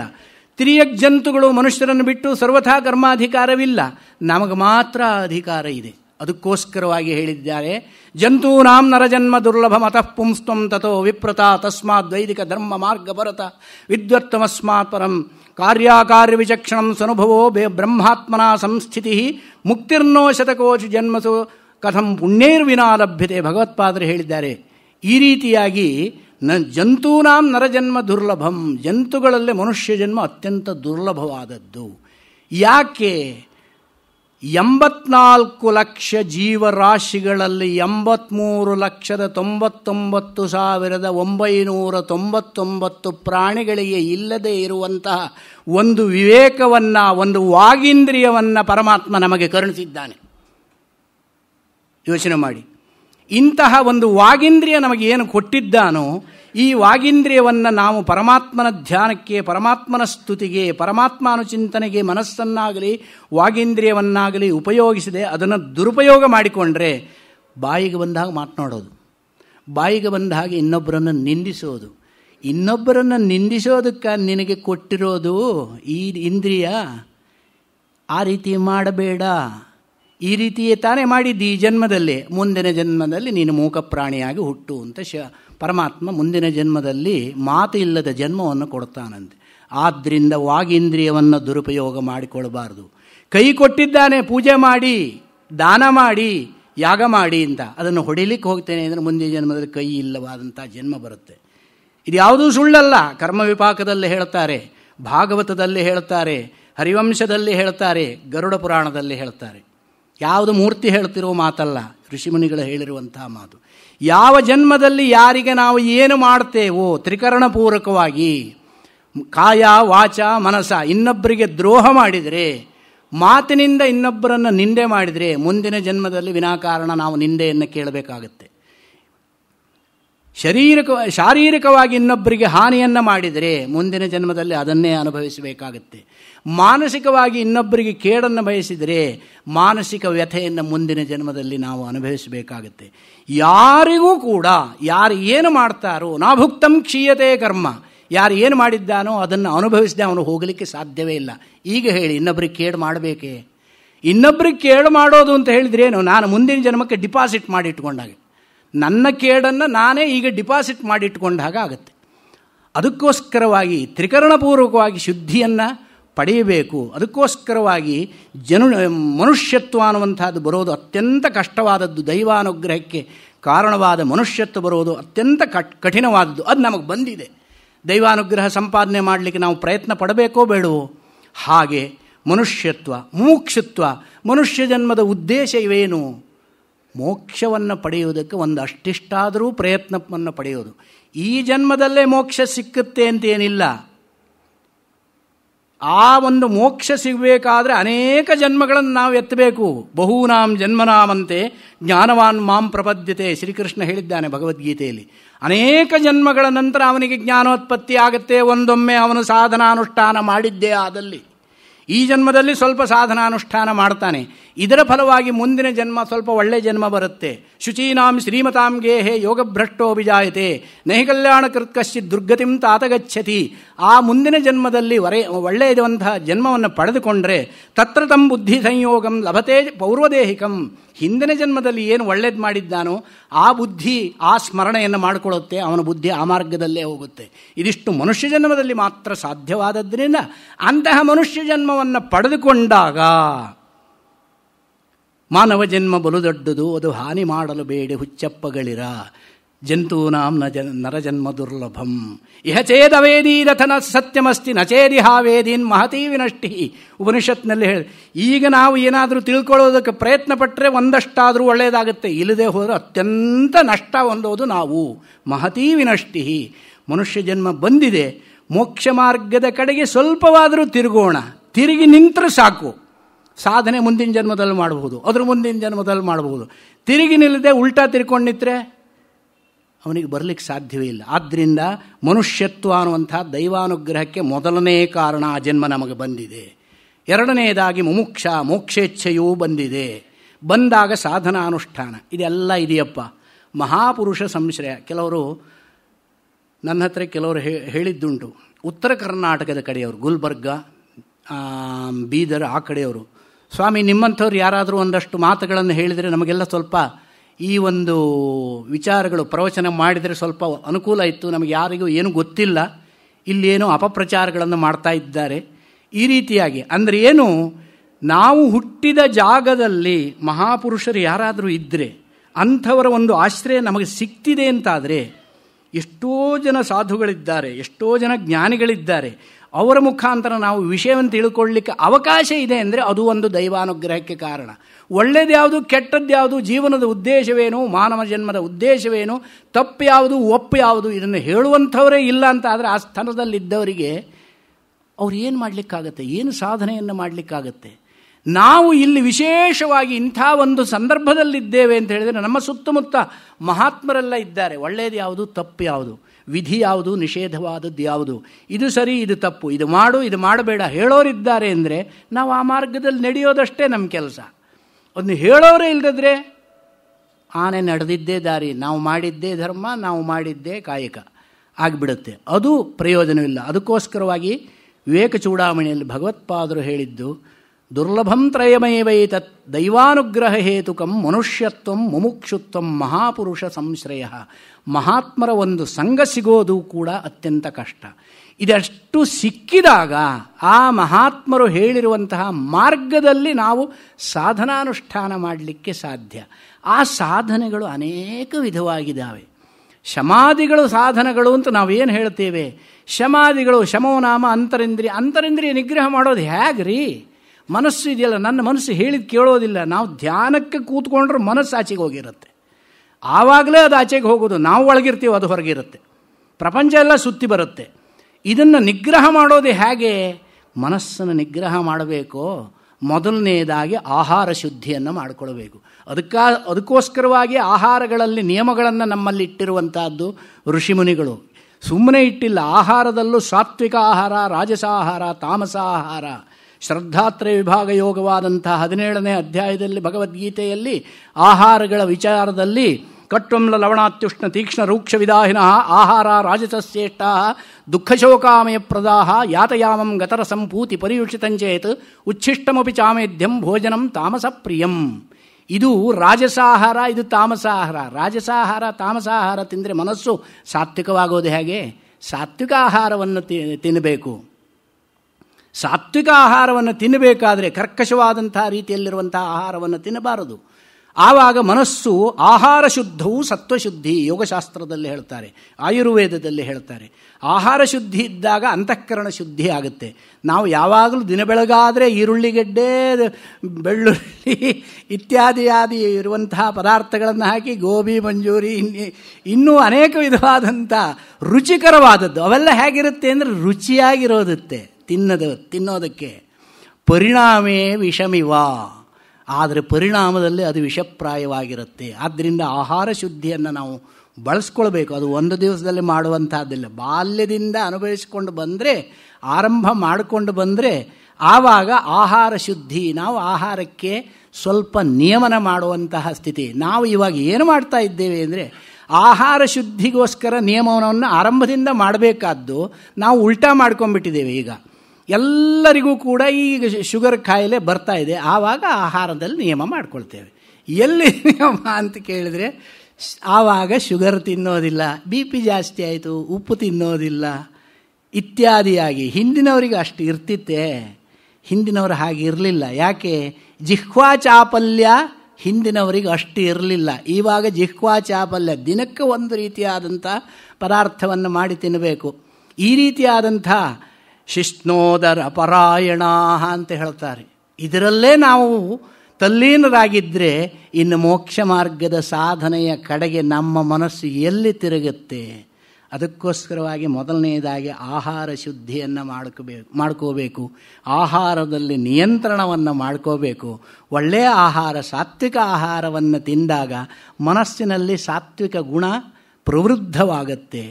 ಆ ಸಾತ್ವಿಕ ಗುಣ ಪ್ರವೃದ್ಧವಾಯಿತು ಅಂತ ಹೇಳಿದರೆ ಆ ಮನಸ್ಸನ್ನು ನಿಗ್ರಹ ಮಾಡುವುದಕ್ಕೆ ಹೇಳಿರುವಂತಹ ಯೋಗಶಾಸ್ತ್ರದಲ್ಲಿ ಹೇಳಿರುವಂತಹ ಯೋಗಶ್ಚಿತ್ತವೃತ್ತಿ ನಿರೋಧ ಅಂತ ಏನೇ ಚಿತ್ತಸ ವೃತ್ತಿಗಳನ್ನು ನಿರೋಧ ಮಾಡುವುದಕ್ಕೆ ಉಪಾಯವಾದಂಥ ಯಮನಿಯಮಾಸನ ಪ್ರಾಣಾಯಾಮ ಪ್ರತ್ಯಾಹಾರ ಧಾರಣಾ ಧ್ಯಾನ ಸಮಾಧಿ ರೂಪವಾದಂಥ ಈ ಅಷ್ಟಾಂಗ ಯೋಗಗಳನ್ನು ನಾವು ಅನುಸರಿಸಿಕೊಂಡು ಬಂದರೆ ಬಾಕಿ ಎಲ್ಲದನ್ನೂ ಬಿಟ್ಟುಬಿಡ್ರಪ್ಪ. ಪ್ರಾಣಾಯಾಮ ಒಂದನ್ನು ನಾವು ಸಿದ್ಧಿ ಮಾಡಿಕೊಂಡ್ರೆ ಈ ಜನ್ಮ ಸಾರ್ಥಕ. ಈ ಜನ್ಮ ಅದರಿಂದ ಸಾರ್ಥಕವಾಗುತ್ತೆ. ಪ್ರಾಣಾಯಾಮದಿಂದ ನಾವು ಮನಸ್ಸನ್ನು ನಿಯಂತ್ರಣ ಮಾಡಿಕೊಳ್ತೇವೆ ಅಂತ ಹೇಳಿದರೆ, ಈ ಮನಸ್ಸು ನಿಯಂತ್ರಿತವಾಯಿತು ಅಂದರೆ ಮುಂದಿನ ಜನ್ಮಕ್ಕೆ ಇದೇ ಮನಸ್ಸು ಬರೋದು, ಬೇರೆ ಮನಸ್ಸಲ್ಲ ಬರೋದು. ಈ ಮನಸ್ಸು ನಿಯಂತ್ರಿತವಾದಂತಹ ಮನಸ್ಸು ಮುಂದಿನ ಜನ್ಮಕ್ಕೂ ಬಂತು ಅಂದರೆ ಲಭತೇಚ ತಥೋ ಭೂಯ ಸಂಸಿದ್ಧೌ ಕುರುನಂದನ ಪೂರ್ವಾಭ್ಯಾಸೇನ ತೇನೈವ ಕ್ರಿಯತೆ ಹ್ಯವಶೋಪಿತಃ. ಅವನಿಗೆ ಬೇಡ ಅಂತ ಹೇಳಿದ್ರೆ ಈ ಒಳ್ಳೆ ಮನಸ್ಸು ಇರುತ್ತಲ್ಲ, ಅದು ಅವನನ್ನು ಒಳ್ಳೆಯ ಮಾರ್ಗಕ್ಕೆ ಕರ್ಕೊಂಡು ಹೋಗುತ್ತೆ. ಕೆಲವರಿಗೆ ಯಾಕೆ ಒಳ್ಳೆಯ ಕೆಲಸ ಮಾಡುವಂತಹ ಬುದ್ಧಿ ಬರುತ್ತೆ? ವೆಂಕಟನಾರಾಯಣ ಅಂಥವರಿಗೆ ರಾಮ ಸಾಮ್ರಾಜ್ಯ ಪಟ್ಟಾಭಿಷೇಕಾದಿ ಕಾರ್ಯಗಳನ್ನು ಮಾಡುವಂತಹ ಅಥವಾ ಪತ್ತಿ ಶ್ರೀಧರ್ ಅವರಿಗೆ ಅಂಥವರಿಗೆ ಬರುವಂತಹದ್ದು ಇದು ಯಾಕೆ ಅಂತ ಕೇಳಿದ್ರೆ ಹಿಂದಿನ ಜನ್ಮದ ಸಂಸ್ಕಾರ ವಿಶೇಷ.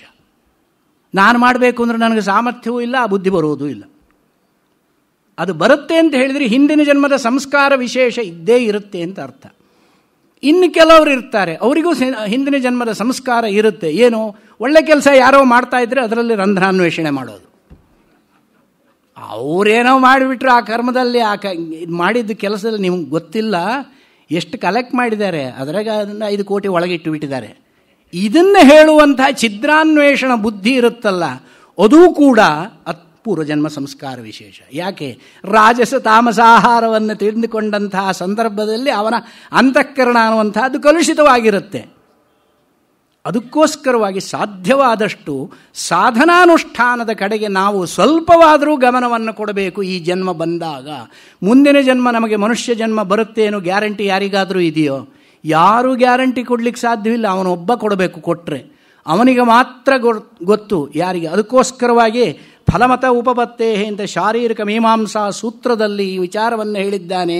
ಭಗವಂತ ಫಲವನ್ನು ಕೊಡುವವನು, ಕರ್ಮಣ್ಯೇವಾಧಿಕಾರಸ್ಥೆ ಮಾ ಫಲೇಶು.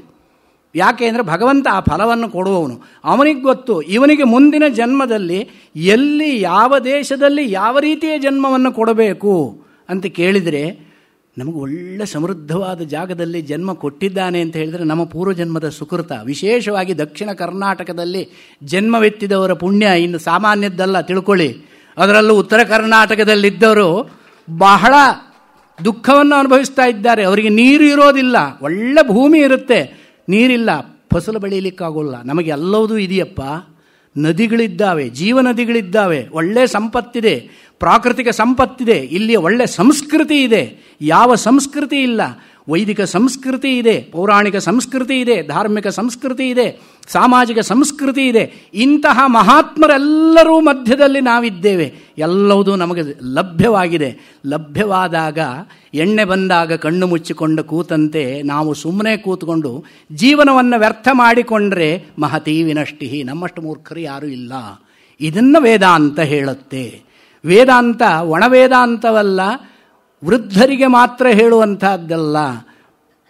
ಬಾಲರಾದಿಯಾಗಿ ಆಬಾಲ ವೃದ್ಧರಿಗೆ ಹೇಳುವಂಥದ್ದೇ ವೇದಾಂತ. ವೇದಾಂತ ಏನು ಹೇಳುತ್ತೆ? ವೇದಾಂತಕ್ಕೆ ಏನಿದೆ? ಇವನು ನಮ್ಮವನು ತಮ್ಮವನು ಅನ್ನುವಂಥ ವಿಚಾರವಿಲ್ಲ. ವೇದ ಎಲ್ಲರ ಸಕಲ ಲೋಕ ಕಲ್ಯಾಣವನ್ನು ಹೇಳುವಂಥದ್ದು ವೇದ. ಅತಏವ ಭಗವತ್ಪಾದರು ಹೇಳಿದ್ದಾರೆ, ಪ್ರದೀಪವತ್ ಸರ್ವಾರ್ಥಾವದ್ಯೋತಿನಃ. ವೇದ ಅನ್ನುವಂಥದ್ದು ದೀಪ ಹೇಗೆ ಎಲ್ಲ ವಸ್ತುವನ್ನು ಪ್ರಕಾಶಪಡಿಸುತ್ತೋ ಹಾಗೆ ಸರ್ವವನ್ನೂ ಪ್ರಕಾಶಪಡಿಸುವಂಥದ್ದು ವೇದ. ಆ ವೇದ ನಮಗೆ ಸಿಕ್ಕಿದೆ, ಆ ವೇದಾಂತ ನಮಗೆ ಸಿಕ್ಕಿದೆ, ವೇದಾಂತೋಕ್ತ ಮಾರ್ಗ ನಮಗೆ ಸಿಕ್ಕಿದೆ. ಎಲ್ಲ ಸರಿಯಪ್ಪ, ನೀವು ಹೇಳೋದೆಲ್ಲ ಚೆನ್ನಾಗಿದೆ. ಉಪನಿಷತ್ತನ್ನು ಎಷ್ಟು ಜನ ಓದಿ ತಿಳ್ಕೊಳ್ಳಿಕ್ಕೆ ಸಾಧ್ಯ? ಬೇಡ, ಉಪನಿಷತ್ತು ಸಿಗಲಿಲ್ಲ, ಆಗಲಿಲ್ಲ ಓದಲಿಕ್ಕೆ. ಗೀತೆ ಇದೆ, ಗೀತೆಯನ್ನು ಓದಿ ತಿಳ್ಕೊಳ್ಳಿ. ಸೂತ್ರಗಳು ಕಷ್ಟವಾಗಬಹುದು, ಗೀತೆಯನ್ನು ಓದಿ ತಿಳ್ಕೊಳ್ಳುವ ಸಾಮರ್ಥ್ಯ ಇಲ್ಲ ಸ್ವಾಮಿ.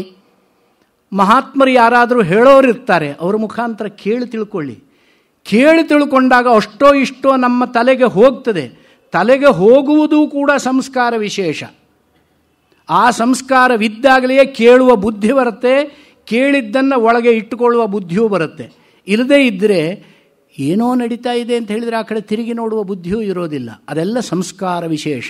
ಸಂಸ್ಕಾರ ಅನ್ನುವಂಥದ್ದು ಯಾವುದರಿಂದ ಬರುತ್ತೆ? ನಾವು ಮಾಡಿರುವ ಕರ್ಮ ವಿಶೇಷವಾದಂಥ ಅನುಷ್ಠಾನ ಮಾತ್ರದಿಂದ ಬರುವಂಥದ್ದು. ಆದ್ದರಿಂದ ನಾವು ಸಾಧ್ಯವಾದಷ್ಟು ಮೋಕ್ಷ ಮಾರ್ಗದ ಕಡೆಗೆ ಯಾವ್ಯಾವ ಸಾಧನಗಳನ್ನು ಹೇಳಿದ್ದಾನೋ ಅವೆಲ್ಲವನ್ನೂ ಅನುಷ್ಠಾನ ಮಾಡಲಿಕ್ಕೆ ಈಗ ಆಗದೇ ಇದ್ದರೂ ಮಾಡಿದರೆ ಒಳ್ಳೆಯದು. ಆಗದೇ ಇದ್ದರೂ ಒಂದು ಅಷ್ಟೋ ಇಷ್ಟೋ ಮಾಡಿದರೆ, ಒಂದು 5% ಮಾಡಿದರೆ 20 ಮನುಷ್ಯ ಜನ್ಮ ಬಂದಾಗ ಒಂದೊಮ್ಮೆ ಪೂರ್ತಿ ಆಗಬಹುದೇನೋ. ಅದಕ್ಕೋಸ್ಕರವಾಗಿಯೇ ಬಹೂನಾಂ ಜನ್ಮನಾಂ ಅಂತೆ ಜ್ಞಾನವಾನ್ ಮಾಂ ಪ್ರಪದ್ಯತೆ. ಜ್ಞಾನ ಒಂದೇ ಜನ್ಮದಲ್ಲಿ ಬರೋದಿಲ್ಲ. ಈ ಜನ್ಮದಲ್ಲಿ ಒಂದಷ್ಟು ಸಾಧನಾನುಷ್ಠಾನ ಮಾಡಿದ್ರಿ, ಈ ಜನ್ಮದಲ್ಲಿ ಪ್ರಾಣಾಯಾಮ ಸಿದ್ಧಿ ಮಾಡಿಕೊಂಡ್ರಿ, ಮುಂದಿನ ಜನ್ಮದಲ್ಲಿ ಮುಂದಿನ ಒಂದು ಸಿದ್ಧಿಯನ್ನು ಮಾಡಿಕೊಳ್ತೀರಿ. ಹೀಗೆ ಒಂದೊಂದೇ ಸ್ಟೆಪ್ ಮುಂದೆ ಹೋಗ್ತಾ ಹೋಗ್ತಾ ಹೋಗ್ತಾ ಯಾವುದೋ ಒಂದು ಸಂದರ್ಭದಲ್ಲಿ ಅವನು ಯೋಗಿ ಆಗ್ತಾನೆ. ಯೋಗಿಯಾದವನು ಉಪಾಸನೆ ಮಾಡ್ತಾನೆ. ಉಪಾಸನೆ ಮಾಡಿದಾಗ ಅವನಿಗೆ ಸಾಕ್ಷಾತ್ಕಾರವಾಗುತ್ತೆ. ಸಾಕ್ಷಾತ್ಕಾರವಾಯಿತು ಅಂದರೆ ನಸ ಪುನರಾವರ್ತತೆ. ಇದನ್ನೇ ಆರಂಭದಲ್ಲಿ ನಿತ್ಯ ವಸ್ತು, ನಿತ್ಯವಾದದ್ದು ಯಾವುದಿದೆಯೋ ಅದನ್ನು ಪಡೆದುಕೊಳ್ಳುವಂತಹದ್ದು. ಅದು ಯಾವುದು? ನೀನೇ. ಅದು ನೀನು ಬೇರೆ ಅಲ್ಲ, ಪರಮಾತ್ಮ ಬೇರೆ ಅಲ್ಲ. ಇದಕ್ಕೆ ಒಂದು ಒಳ್ಳೆ ಉದಾಹರಣೆಯನ್ನು ಹೇಳಿ ನನ್ನ ಉಪನ್ಯಾಸವನ್ನು ಮುಗಿಸ್ತೇನೆ. ಯಾಕೆ ಅಂದರೆ ಇಂಥದ್ದು ಒಂದು ಸ್ವರೂಪ ಇದೆ, ನಮ್ಮ ಸ್ವರೂಪ ಪರಮಾತ್ಮ ಸ್ವರೂಪ ಅನ್ನುವಂಥದ್ದನ್ನು ನಮಗೆ ಯಾರಾದರೂ ಒಬ್ಬ ಗುರು ಹೇಳಬೇಕು. ತದ್ವಿಧಿ ಪ್ರಣಿಪಾತೇನ ಪರಿಪ್ರಶ್ನೇನ ಸೇವೆಯ ಉಪದೇಕ್ಷಂತಿ ಜ್ಞಾನಂ ಜ್ಞಾನಿನಸ್ತತ್ವದರ್ಶಿನಃ ಗೀತೆಯಲ್ಲಿ ಹೇಳಿದ್ದಾನೆ. ಇದನ್ನು ತಿಳಿಯಬೇಕಾದ್ರೆ ಗುರೂಪಸದನ ಮಾಡಬೇಕು. ಗುರು ಅದನ್ನು ನಿನಗೆ ಬೋಧಿಸ್ತಾನೆ. ಗುರುವಿನ ಮುಖಾಂತರ ತಿಳ್ಕೊಳ್ಬೇಕು. ಅದಕ್ಕಾಗಿ ಗುರು ಬೇಕು ನಮಗೆ. ಪರೀಕ್ಷಲೋಕಾನ್ ಕರ್ಮಚಿತಾನ್ ಬ್ರಾಹ್ಮಣೋ ನಿರ್ವೇದ ಮಾಯಾನ್ ನಾಸ್ತ್ಯ ಕೃತಃ ಕೃತೇನ ತದ್ವಿಜ್ಞಾನಾರ್ಥಂ ಸ ಗುರುಮೇವಾಭಿಗಚ್ಚೇತ್ ಸಮಿತ್ಪಾಣಿ ಶ್ರೋತ್ರಿಯಂ ಬ್ರಹ್ಮನಿಷ್ಠಂ. ಈ ನಿತ್ಯಾನಿತ್ಯ ವಸ್ತು ವಿವೇಕ ಮಾಡಿಕೊಂಡ ನಂತರ ಆ ನಿತ್ಯವಾದ ವಸ್ತುವಿನ ಸ್ವರೂಪವನ್ನು ತಿಳಿದುಕೊಳ್ಳುವುದಕ್ಕೋಸ್ಕರ ನಮಗೆ ಗುರು ಬೇಕು. ಆ ಗುರುವೇ ನಿಮಗೆ ಅಜ್ಞಾನದಲ್ಲಿ ದಾರಿದೀಪವಾಗಿ ಮಾರ್ಗವನ್ನು ತೋರಿಸ್ತಾನೆ. ಅಂತಹ ಗುರುವನ್ನು ಉಪಸದನ ಮಾಡಬೇಕು. ಅವನ ಸ್ಮಾರಕ ವಚನದಿಂದ ನಿನ್ನ ಸ್ವರೂಪವನ್ನು ನೀನು ಪಡೆಯುತ್ತೀಯಾ. ಹೇಗೆ ಶ್ವೇತಕೇತುವಿಗೆ ಉದ್ದಾಲಕ ಉಪದೇಶ ಮಾಡಿದನೋ ಹಾಗೆ ನಮಗೆ ಒಬ್ಬ ಗುರು ಉಪದೇಶ ಮಾಡಿದಾಗ ನಾವು ತಿಳಿದುಕೊಳ್ಳಲಿಕ್ಕೆ ಸಾಧ್ಯ. ಮಹಾಭಾರತದಲ್ಲಿ ಶ್ರೀಕೃಷ್ಣ ಸಂಧಾನ ಅನ್ನುವಂಥದ್ದು, ಶ್ರೀಕೃಷ್ಣ ದೌತ್ಯ ಅನ್ನುವಂತಹ ಪ್ರಸಂಗ ಇದೆ, ತಮಗೆಲ್ಲರಿಗೂ ಗೊತ್ತಿರುವಂತಹದ್ದು. ದುರ್ಯೋಧನನ ಸಭೆಗೆ ಅವನು ಯುದ್ಧವನ್ನು ನಿವಾರಣೆ ಮಾಡುವುದಕ್ಕೋಸ್ಕರ ದೌತ್ಯ ನಿರ್ವಹಣೆಗಾಗಿ ಹೋಗುತ್ತಾನೆ. ದೌತ್ಯ ನಿರ್ವಹಣೆಗಾಗಿ ಹೋದಂತಹ ಸಂದರ್ಭದಲ್ಲಿ ಮೂರ್ಖನಾದಂತಹ ದುರ್ಯೋಧನ ಅವನನ್ನು ಬಂಧಿಸುವುದು ಅಷ್ಟರ ಮಟ್ಟಿಗೆ ದಾರ್ಷ್ಟ್ಯವನ್ನು ತೋರಿದಾಗ ತನ್ನ ವಿಶ್ವರೂಪವನ್ನು ತೋರಿಸಿಬಿಟ್ಟು ದೌತ್ಯ ವಿಫಲವಾದಾಗ ವಾಪಸ್ ಬರ್ತಾನೆ. ವಾಪಸ್ ಬಂದಾಗ ಅತ್ಯಂತ ರಾಜನೀತಿಜ್ಞನಾದಂಥವನು. ಮಹಾಭಾರತವನ್ನು ನೋಡಿದರೆ ಅದರ ಮುಂದಿನ ರಾಜನೀತಿ ಯಾವುದೂ ಇಲ್ಲ. ಶ್ರೀಕೃಷ್ಣನ ಮುಂದೆ ರಾಜನೀತಿಜ್ಞರಾದವರು ಯಾರೂ ಇಲ್ಲ. ಅವನು ಆವಾಗ ಕೂಟನೀತಿಯನ್ನು ಬಳಸ್ತಾನೆ. ಯಾವಾಗ ಶತ್ರುವಿನೊಡನೆ ಶತ್ರು ಅಧರ್ಮ ಮಾರ್ಗದಿಂದ ಹೊರಡುತ್ತಾನೋ ಅಧರ್ಮ ಮಾರ್ಗದಲ್ಲಿರುವಂತಹ ಶತ್ರುವಿಗೆ ಅಧರ್ಮವೇ ಉತ್ತರ. ಆ ರೀತಿಯಾಗಿ ಆವಾಗ ಅವನೊಡನೆ ಧರ್ಮ ಮಾರ್ಗವನ್ನು ಹೇಳಬಾರದು. ಯಾಕೆ? ಅವನಿಗೆ ಅರ್ಥವಾಗುವ ಭಾಷೆಯಲ್ಲೇ ಹೇಳಬೇಕು. ಪಿಶಾಚಸ್ಯ ಪಿಶಾಚ ಭಾಷೆಯ ಉತ್ತರಂ ದೇಯಂ ಅಂತ ಒಂದು ಮಾತು ಹೇಳ್ತಾರೆ. ಹಾಗೆ ಆವಾಗ ಅವನು ಕೂಟನೀತಿಯನ್ನು ಉಪಯೋಗಿಸಿ ಕರ್ಣನನ್ನು ಕರೆದು ಬಿಟ್ಟು, ನಿನಗೆ ಗೊತ್ತೇನಪ್ಪ ನಿನ್ನ ಜನ್ಮರಹಸ್ಯ ಕೇಳ್ತಾನೆ. ಜನ್ಮರಹಸ್ಯವನ್ನು ಯಾಕೆ ಹೇಳಿದ ಅಂತ ಕೇಳಿದರೆ, ದುರ್ಯೋಧನ ಸಂಪೂರ್ಣವಾಗಿ ದೌತ್ಯವನ್ನು ವಿಫಲವಾಗುವಂತೆ ಮಾಡುವುದು ಯಾವ ನಂಬಿಕೆಯಿಂದ ಅಂತ ಕೇಳಿದರೆ ಕರ್ಣನ ಮೇಲಿನ ನಂಬಿಕೆಯಿಂದ. ಅವನ ಪರಾಕ್ರಮ, ಶೌರ್ಯ, ತೇಜಸ್ಸು ಇತ್ಯಾದಿಗಳನ್ನು ನಂಬಿ ಅವನು ಯುದ್ಧಕ್ಕೆ ಇಳಿತಾನೆ. ಆ ಕರ್ಣನಿಗೆ ಮನಸ್ಸಿನಲ್ಲಿ ಒಂದು ರೀತಿಯಾದಂತಹ ಸಂದಿಗ್ಧತೆಯನ್ನು ತರುವ ರೀತಿಯಲ್ಲಿ, ಆತ್ಮಸ್ಥೈರ್ಯವನ್ನು ಕುಂದಿಸುವ ರೀತಿಯಲ್ಲಿ, ನಿನ್ನ ಜನ್ಮ ವೃತ್ತಾಂತ ನಿನಗೆ ಗೊತ್ತಿದೆಯೋ? ಏನು ಗೊತ್ತಿದೆ, ನಾನು ಇಂಥವನ ಮಗ, ಸೂತಪುತ್ರ ಅಲ್ಲ, ನೀನು ಕುಂತಿ ಪುತ್ರ. ಅನಾಸಿತ್ವಂ ರಾಧೇಯ ಅಪಿತು ಕೌಂತೇಯೋಸಿ. ನೀನು ರಾಧೇಯನಲ್ಲ, ರಾಧಾಗರ್ಭ ಸಂಜಾತನಲ್ಲಪ್ಪ, ಕುಂತಿ ಗರ್ಭ ಸಂಜಾತ ಅಂತ ಹೇಳಿದಾಗ ಅವನಿಗೆ ಡೋಲಾಯಮಾನ ಚೇತ. ಅಂದರೆ ಏನಾಯಿತು? ಕುಂತಿ ಗರ್ಭ ಸಂಜಾತರಾಗಿದ್ದರಿಂದ ನೀನು ಯುದ್ಧ ಮಾಡೋದು ಯಾರ ವಿರುದ್ಧ? ನಿನ್ನ ತಮ್ಮಂದಿರ ವಿರುದ್ಧ ಅಂತ ಹೇಳ್ತಾನೆ. ಇದು ಅವನಿಗೆ ಸ್ಮಾರಕ ವಚನ ಅಂತ ಹೇಳಿದಾಗ ಅವನ ಸ್ವರೂಪವನ್ನು ಅವನಿಗೆ ತೋರಿಸಿಕೊಟ್ಟಿದ್ದು. ಅವನ ಸ್ವರೂಪವನ್ನು ಅವನಿಗೆ ತೋರಿಸಿಕೊಟ್ಟಂತೆ ಇಲ್ಲಿ ಸ್ಮಾರಕ ವಚನ. ಗೀತೆಯಲ್ಲಿ ಭಗವಂತ ಈ ರೀತಿಯಾಗಿ ನಮಗೆ ಸ್ಮಾರಕನಾಗಿ, ಜಗದ್ಗುರುವಾಗಿ, ಕೃಷ್ಣಂ ವಂದೇ ಜಗದ್ಗುರು, ಅವನು ಜಗದ್ಗುರುವಾಗಿ ನಮಗೆ ಭಗವದ್ಗೀತೆಯನ್ನು ಉಪದೇಶ ಮಾಡಿದ್ದಾನೆ. ಅಂಥ ಗುರುಮುಖದಿಂದ ಬಂದಂಥ ವಿಚಾರವನ್ನು ತಿಳಿದುಕೊಂಡು ನಾವು ಅನುಷ್ಠಾನ ಮಾಡೋದಕ್ಕೆ ಸಾಕಷ್ಟು ಅವಕಾಶವನ್ನು ಪಡ್ಕೊಂಡು ಹುಟ್ಟಿದಂತಹ ಪುಣ್ಯಾತ್ಮರು ನಾವೆಲ್ಲ. ಆದ್ದರಿಂದ ಇದನ್ನೆಲ್ಲ ತಿಳಿಸುವಂತಹ ಭಗವದ್ಗೀತೆಯನ್ನಾಗಲಿ ಉಪನಿಷತ್ ಸಂದೇಶವನ್ನಾಗಲಿ ನಾವು ಕಿಂಚಿತ್ತಾದರೂ ಈ ಒಂದು ಜನ್ಮದಲ್ಲಿ ಅನುಷ್ಠಾನ ಮಾಡಿದ್ದೇ ಆದಲ್ಲಿ ನಮ್ಮ ಜನ್ಮ 1% ಆದರೂ ಸಾರ್ಥಕವಾಗುವುದರಲ್ಲಿ ಸಂಶಯ ಇಲ್ಲ ಅಂತ ಹೇಳಿಬಿಟ್ಟು ನನ್ನ ಉಪನ್ಯಾಸ ಕಾರ್ಯಕ್ರಮವನ್ನು ಮುಗಿಸುವ ಮೊದಲು ಇಷ್ಟು ಹೊತ್ತು 3 ದಿವಸದ ಕಾಲ ನನ್ನ ಉಪನ್ಯಾಸದಲ್ಲಿ ಏನಾದರೂ ಗ್ರಾಹ್ಯವಾದ ಅಂಶಗಳು ನಿಮಗೆ ನನ್ನಿಂದ ಕೊಟ್ಟಲ್ಪಟ್ಟಿದ್ದಲ್ಲಿ ಅದೆಲ್ಲ ನನ್ನ ಗುರುಗಳ ಕಾಣಿಕೆ ಅಂತನೂ, ಏನಾದರೂ ತಪ್ಪುಗಳನ್ನು ಹೇಳಿದ್ರಲ್ಲಿ ಅದು ಮಾತ್ರ ನನ್ನ ಕಾಣಿಕೆ ಅಂತಲೂ ತಿಳ್ಕೊಂಡು ನೀರಕ್ಷೀರ ವಿವೇಕಿಗಳಾದಂತಹ ತಮ್ಮವರೆಲ್ಲರೂ ಕೂಡ ನಿಮ್ಮೆಲ್ಲರ ಒಂದು ಜೀವನವೂ ಕೂಡ ಮಂಗಲದಾಯಕವಾಗಲಿ ಅಂತ ಹೇಳ್ತಾ ಈ ಅವಕಾಶವನ್ನು ಕಲ್ಪಿಸಿಕೊಟ್ಟಂತಹ ವ್ಯವಸ್ಥಾಪಕ ವರ್ಗಕ್ಕೂ ವಿಶೇಷವಾಗಿ ಗೋಖಲೆ ಸಾರ್ವಜನಿಕ ಸಂಸ್ಥೆಗೆ ನನ್ನ ಆಭಾರಿತನವನ್ನು ಪ್ರಕಟ ಮಾಡುತ್ತಾ ನನ್ನ ಮಾತನ್ನು ಉಪಸಂಹಾರ ಮಾಡ್ತಾ ಇದ್ದೆ.